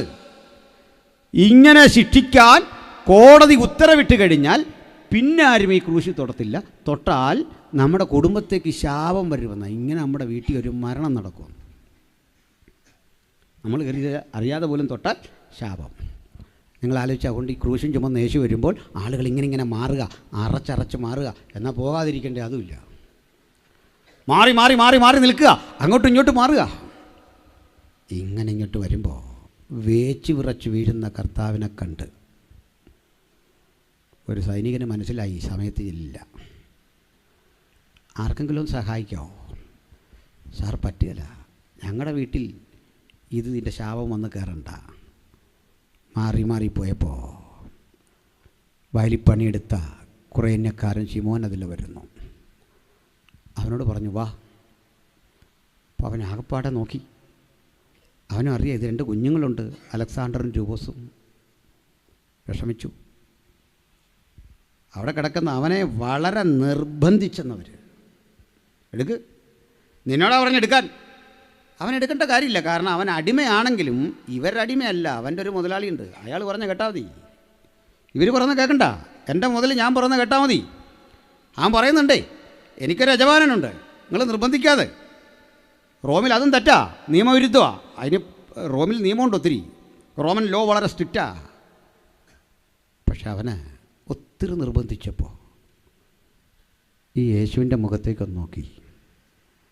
പുഞ്ചിരി, മന്ദഹാസം, ധൈര്യം, ക്ഷമ, ഈ ഭാവങ്ങൾ ശക്തിയോടെ സ്ഫുരിക്കുന്ന ഒരുവനെ, എത്ര അടി കിട്ടിയിട്ടും പ്രതിഷേധമില്ലാത്ത ഒരുവനെ, പുഞ്ചിരിക്കുന്നവനെ കണ്ടൊന്ന് അമ്പരന്നു. ആകാംക്ഷ കൊണ്ടൊന്ന് പരിചയപ്പെടാൻ നോക്കിയപ്പോൾ ഈ ക്രൂശിൽ തറയ്ക്കാൻ വേണ്ടി ഒരു ബോർഡും കൈപ്പിടിച്ച് ഒരുത്തം നിപ്പോണ്ട് ഒരു പടയാളി നോക്കിയപ്പോൾ യേശൂസ് നാസറിൻ റെക്സ് യുഡായിയോറം, നസ്രയനായ യേശു, യഹൂദന്മാരുടെ രാജാവ്. അവനെ നമ്പരുന്നു. ഉള്ളിൻ്റെ ഉള്ളിൽ പറഞ്ഞു കാണും, ഗുരു, ഒത്തിരി കേട്ടിട്ടുണ്ട് ഗുരു നിന്നെപ്പറ്റി. അങ്ങേ ഒരു ദിവസം വന്ന് കാണാൻ ആഗ്രഹമുണ്ടായിരുന്നു. അങ്ങ് കടലിൻ മീതെ നടന്നതും അത്ഭുതം പ്രവർത്തിച്ചതും ഒക്കെ കേട്ടിട്ടുണ്ട്. അങ്ങേ അടിച്ചു പരിവപ്പെടുത്തി അപഹസിച്ച് ഇതുവഴി കൊണ്ടുപോകുമ്പോൾ ഈ ക്രൂശ് ചുമക്കാൻ എന്നെ നിർബന്ധിച്ചപ്പോൾ ഞാൻ ശാപമൊന്നും നോക്കുന്നില്ല. അങ്ങേക്ക് ചെയ്യാവുന്ന ഒരു പിടി സഹായം, ഈ ചുമലങ്ങ് വിട്ടുതരിക. ആരുണ്ട് ഇന്ന് രാത്രി അതിന്? ആ സമർപ്പണത്തിൽ ആ ഉണർവുണ്ടാകുന്നേ. അപ്പം തിന്നാനുള്ള വ്യഗ്രതയല്ലേ, രോഗസൗഖ്യം കിട്ടണമെന്ന ആഗ്രഹത്തിലല്ലേ ഉണർവിരിക്കുന്നേ. ചുമലേശുവിന് വിട്ടുകൊടുക്കണം. ഞാൻ റെഡി, ഈ ചുമല് ഞാൻ വിട്ടുതരാം. ചോര പറ്റിയ പരുക്കൻ മരക്കുരിശെടുത്ത് തോളിലേക്ക് വെക്കുമ്പോൾ ആൾക്കാർ പറയുന്നുണ്ടേ, അയ്യോ അതാ ശിമോനല്ലേ, അവൻ മക്കളെ ഓർക്കണ്ടായിരുന്നു, അവരിൽ ഒരാൾ മരിച്ചു പോവില്ലേ, ശാപം വരില്ലേ. അവനതൊന്നും വിഷയമല്ല. ഒന്ന് രണ്ട് ചുവട്ടടി നടക്കുമ്പോഴേക്കും വേച്ച് വിറച്ചു പോകുന്ന അവൻ്റെ അരിയിലേക്ക് യേശു ചെന്നു. അതിഞ്ഞ് വാങ്ങി. സത്യത്തിൽ അവനെക്കൊണ്ട് വലിയ ഉപകാരം ഉണ്ടായില്ലെങ്കിലും ഈ വേദനയുടെ പങ്കുവയ്ക്കൽ ഒരു വലിയ അനുഭവമാണ്. ദൈവത്തിൻ്റെ ഹൃദയം പങ്കുവയ്ക്കാൻ ഇന്നവൻ നമ്മളുമായിട്ട് ആഗ്രഹിക്കുന്നു. ആ സന്ദേശം കൽപ്പിക്കാൻ ആഗ്രഹിക്കുന്നു. സ്വർഗീയ ദൂതഗണങ്ങൾ ഈ കാഴ്ച കണ്ട് നോക്കിയിരിക്കുക. ദൈവപിതാവും പരിശുദ്ധാത്മാവും സന്നിഹിതരാ ഈ കാഴ്ച. ഈ തോള് വെച്ച് കൊടുത്തവൻ്റെ അന്തസ്സില്ല. അപ്പം വാങ്ങി ഭക്ഷിച്ചു പോയവനെ, കണ്ണ് കണ്ടിട്ട് നൃത്തം ചെയ്യുന്നവനെ, കുഷ്ഠരോഗം മാറിയവനെ, ഇവന് മാത്രം ഒരു സാക്ഷ്യമുണ്ടേ, എനിക്കെന്തെങ്കിലും കിട്ടുന്നതിലല്ല. ഈ ചുമല് യേശുവിനൊന്ന് വിട്ടുകൊടുത്തപ്പോൾ എനിക്ക് കിട്ടിയ ഒരു ചാരിതാർത്ഥ്യമുണ്ട്. ഉലകത്തോട് മുഴുവൻ വിളിച്ചു പറയാൻ ഈ ചങ്കുറപ്പിന്റെ പേരാ ക്രിസ്തീയ ജീവിതം, ഈ സമർപ്പണത്തിന്റെ പേരാ, ഈ കരുത്തിന്റെ പേരാ ക്രിസ്തീയ ജീവിതം. യേശു തിരയുന്നു ഇന്ന് രാത്രി അത്തരം ചില സമർപ്പിതരെ. ഈ ചുമൽ വിട്ടുകൊടുക്കാൻ, ഈ ജീവിതം വിട്ടുകൊടുക്കാൻ, ഈ ഹൃദയം വിട്ടുകൊടുക്കാൻ. ആര് തടഞ്ഞാലും, ഏത് അന്ധവിശ്വാസം തടഞ്ഞാലും ഞാൻ ഇറങ്ങിച്ചെല്ലും. മക്കൾക്ക് ശാപം വരുമെന്ന് വിധിയെഴുതിക്കൊണ്ട് ക്രൂശിനെ തടയാൻ പിശാചി തയ്യാറെടുക്കുമ്പോൾ ഭക്തൻ ഉള്ളിൽ പറയണം, നോ, ഈ ക്രൂശന്റെ അനുഗ്രഹം, ഇതെന്റെ പ്രശംസ, ഇതെന്റെ അഭിമാനം, ഇതെന്റെ വിടുതൽ, ഇതെന്റെ രോഗശാന്തി, ഇതെന്റെ അത്ഭുതം, എൻ്റെ ജീവിതത്തിന്റെ സകല പുരോഗതിയുടെയും ആധാരം നസ്രയനായ യേശുവിന്റെ ക്രൂശാണ്. ആ ക്രൂശിനെയും ക്രൂശിക്കപ്പെട്ടവനെയും ഉയർത്തിക്കൊണ്ട് പറയാ, ഒരുവൻ എന്നെ അനുഗമിച്ചാൽ എന്ത് കിട്ടുമെന്ന് ചോദിച്ചാൽ ഒരു ഉറപ്പ്, സത്യസന്ധമായി അനുഗമിക്കുന്നവന് അവനൊരു ക്രൂശ് വെച്ചിട്ടുണ്ട്. ആ ക്രൂശ് ഒരു പരാജയമല്ല, അത് ജയത്തിൻ്റെ ചിഹ്നമാണ്, അത് വിജയത്തിൻ്റെ ചിഹ്നമാണ്. അന്ധകാരത്തിൻ്റെ ശക്തികൾ അലറി ഓടുന്ന, ഇരുട്ടിൻ്റെ ആത്മാക്കൾ കിതച്ചു വീഴുന്ന, സകല ദുഷ്ടശക്തികളും കാൽക്കീഴാകുന്ന ഒരൊറ്റ ആയുധം ഉലകത്തിലുണ്ടെങ്കിൽ അതിൻ്റെ പേര് നസ്രയനായ യേശുവിൻ്റെ ക്രൂശാണ്. ആ ക്രൂശികനെയും ക്രൂശിക്കപ്പെട്ടവനെയും ഉയർത്തിക്കാട്ടിക്കൊണ്ട് ഞങ്ങൾ ആവർത്തിക്കുന്നു, മറ്റൊരുവരിലും രക്ഷയില്ല. നാം രക്ഷിക്കപ്പെടുവാൻ ആകാശത്തിന് കീഴിൽ മനുഷ്യരുടെ ഇടയിൽ നൽകപ്പെട്ട ഒരേ ഒരു നാമം നസ്രയനായ യേശുവിൻ്റെ നാമം, മഹത്തരമായ നാമം. ഹല്ലേലൂയ. പ്രിയരേ, എന്താ സംഭവിക്കുന്നത് അറിയണ്ടേ? അവനൊന്നും വീട്ടിൽ ചെല്ല, ഭാര്യയോട് പറയാതിരിക്കാൻ വയ്യ. അവൻ്റെ മുഖത്ത് ഒരല്പം ദുഃഖവും മറുവശത്തൊരു സംതൃപ്തിയും ക്ഷീണവും. നിർബന്ധിച്ചപ്പോൾ പറഞ്ഞു, എടീ അതേ ഒരു വിഷയമുണ്ട്. എന്താ? നീ ഒന്നും ഓർക്കരുതേ. ആ പറ. മക്കൾ രണ്ടുപേരും കേൾക്കാൻ നിൽക്കുക. നാട്ടുകാരെല്ലാം പറയുന്നു നമ്മുടെ കുടുംബത്തൊരു ശാപം വരുമെന്ന്. എന്ത് ശാപം? ഞാനിന്നൊരുവൻ്റെ ക്രൂശ് ഈ ചുമലിലെടുക്കേണ്ടി വന്നു. അമ്പരപ്പോടെ അവൾ നോക്കുമ്പോൾ ആരുടെയാ? സാധാരണ ദുർമാർഗികളുടെ, അധർമ്മികൾക്കൊപ്പം അവനെ ക്രൂശിച്ചു എന്നാ. ഒരധർമ്മിയുടെ പേരാണ് പറയുന്നതെന്ന് കേൾക്കാൻ കാത് കുറിപ്പിച്ചിരിക്കുക. അവൾ പറയുക, നസ്രയത്തുകാരൻ യേശു എന്ന് നീ കേട്ടിട്ടുണ്ടോ? ഉവ്വ്, നമ്മൾ കാണാനിരുന്നല്ലേ. ആ മഹാനുഭവൻ പിടഞ്ഞ് പ്രാണനെ വിട്ടു. ഇതെൻ്റെ ഒരു ചിന്തയാണ്. ഒരുപക്ഷെ ഇവൻ തൻ്റെ ഭാര്യയോട് ഇത് പറയുമ്പോൾ യേശു പിടയുന്നുണ്ട് ക്രൂശിൽ. മക്കളെ രണ്ടുപേരെയും നോക്കിയപ്പോൾ അമ്മ പറയാ, സാരമില്ല മക്കളെ, നാളെ ഈ വീട്ടിലും ഇത്തരമൊരു ക്രൂശ് വന്നാലും ഞങ്ങൾക്ക് അപമാനമില്ല. കാരണം നിൻ്റെ പപ്പ ചുമന്നതേ അഭിമാനമുള്ളവൻ്റെ ക്രൂശ. നിൻ്റെ പപ്പ ചുമന്നത് കരുത്തറ്റവൻ്റെ ക്രൂശ. നിൻ്റെ പപ്പ ചുമന്നത് നീതിമാൻ്റെ ക്രൂശ. തലമുറകൾക്കപ്പുറത്ത് അപ്പൻ ഈ ക്രൂശ് ചുമന്നതിൻ്റെ ആനുകൂല്യം പറ്റി ഇന്നിവിടെ വന്നിരിക്കുന്ന പ്രിയപ്പെട്ടവരുണ്ട്. അവർ പറയണം, എൻ്റെ സകല വിടുതലിൻ്റെയും കാരണം അപ്പന് മറ്റ് കഴിവൊന്നുമില്ല, അപ്പൻ സമ്പന്നനായിരുന്നില്ല, അവഹേളിക്കപ്പെട്ടിട്ടുണ്ട്, വിദ്യാസമ്പന്നനല്ല. പക്ഷേ ഈ ചുമലേ യേശുവിൻ്റെ ക്രൂശ് ചുമക്കാൻ വിട്ടുകൊടുത്തപ്പോൾ അതിൻ്റെ ഒരു അനുഗ്രഹം മക്കൾക്ക് ബാക്കി വെച്ചതിൻ്റെ ആനുകൂല്യം പറ്റിയ ഞങ്ങൾ ഇന്നിവിടെ നിൽക്കുന്ന പറയാൻ ഉറപ്പുള്ളവരെ ഓർത്ത് ഞാൻ ദൈവത്തെ സ്തുതിക്കുന്നു. നിങ്ങൾ ഒറ്റക്കല്ല, ഞാനും നിങ്ങൾ ഒരുമിച്ച് ചേർന്ന് ആ മഹാദൈവത്തിൻ്റെ പുത്രനെ ഉയർത്തുമ്പോൾ സകല അനുഗ്രഹത്തിനും കാരണഭൂതൻ്റെ ഈ ക്രൂശ് ജീവിതത്തിൽ ഒന്ന് ചുമക്കാൻ കിട്ടിയതേ ശ്രേഷ്ഠകരമായ ഭാഗ്യകരമായ ഒരു അനുഭവമാണെന്നുള്ള ഉറപ്പ് എല്ലാവരുടെ ഹൃദയത്തിൽ വസിക്കട്ടെ. നമുക്ക് ഈ ബലത്തോടെ വേണം ഇവിടം വിട്ടു പോകാൻ. അതിൻ്റെ ഭാരപ്പെടണ്ട. നമ്മുടെയൊക്കെ 2-3 തലമുറ മുമ്പുള്ള ജീവിതം വലിയ കഷ്ടപ്പാടിൻ്റെതാന്നേ. ഞാനൊരു കർഷക കുടുംബത്തിൽ ജനിച്ചു വളർന്ന ആളാണ്. അപ്പൻ പണിയെടുത്തൊക്കെ പുലർത്തിയ ഒരാളാണ്.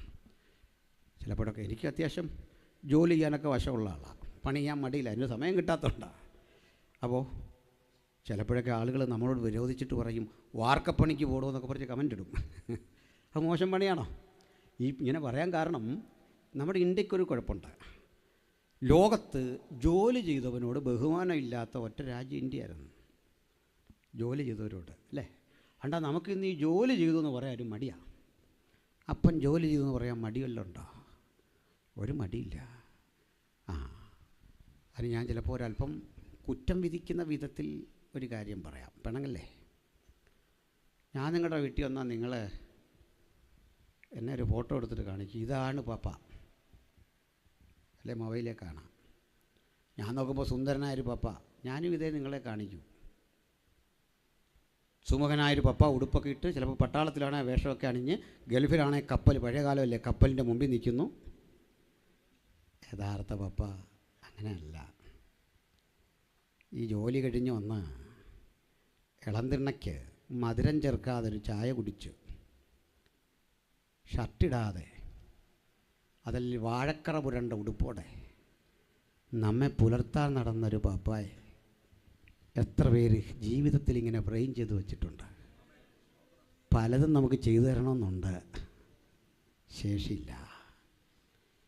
നമ്മെപ്പോലെ 6-7 മക്കളെ വളർത്തിയ ഈ അപ്പനുണ്ടല്ലോ, അമിത ആഹ്ലാദവും ഇല്ല.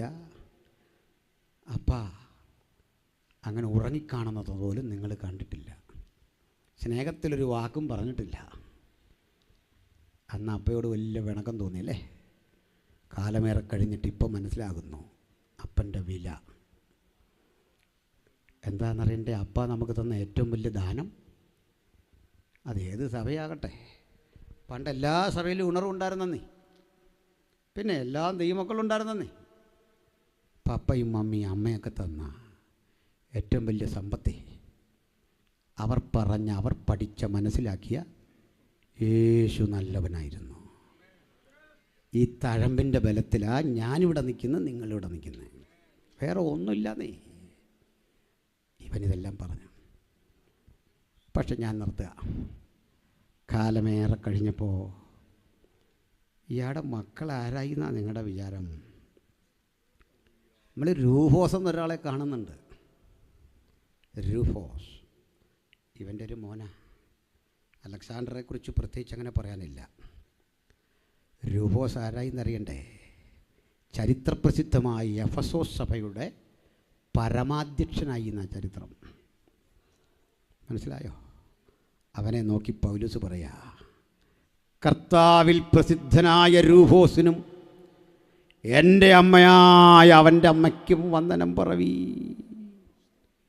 കുരിശു ചുമന്ന് ഏതോ കൊലക്കളത്തിൽ മരിച്ചു വീഴുന്ന ശാപം വേട്ടയാടുമെന്ന് ലോകം ചിന്തിച്ച സ്ഥാനത്ത് എൻ്റെ നാമത്തിൽ നീ ത്യജിച്ചതൊക്കെ 100 മടങ്ങല്ല 1000 മടങ്ങായി തിരിച്ചു കിട്ടുമെന്ന വാഗ്ദത്തം ഇന്ന് രാത്രി എനിക്കും നിങ്ങൾക്കും വേണ്ടി ഇവിടെ വ്യാപരിക്കുന്നു.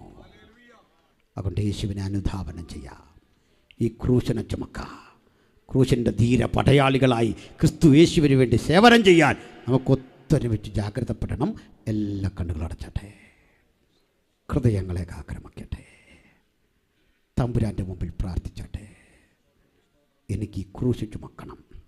നമ്മൾ ചുമക്കുന്നവരാ ഭൂരിപക്ഷം. എന്നാൽ എൻ്റെ സമർപ്പണത്തിൽ എവിടെയോ കുറവ്.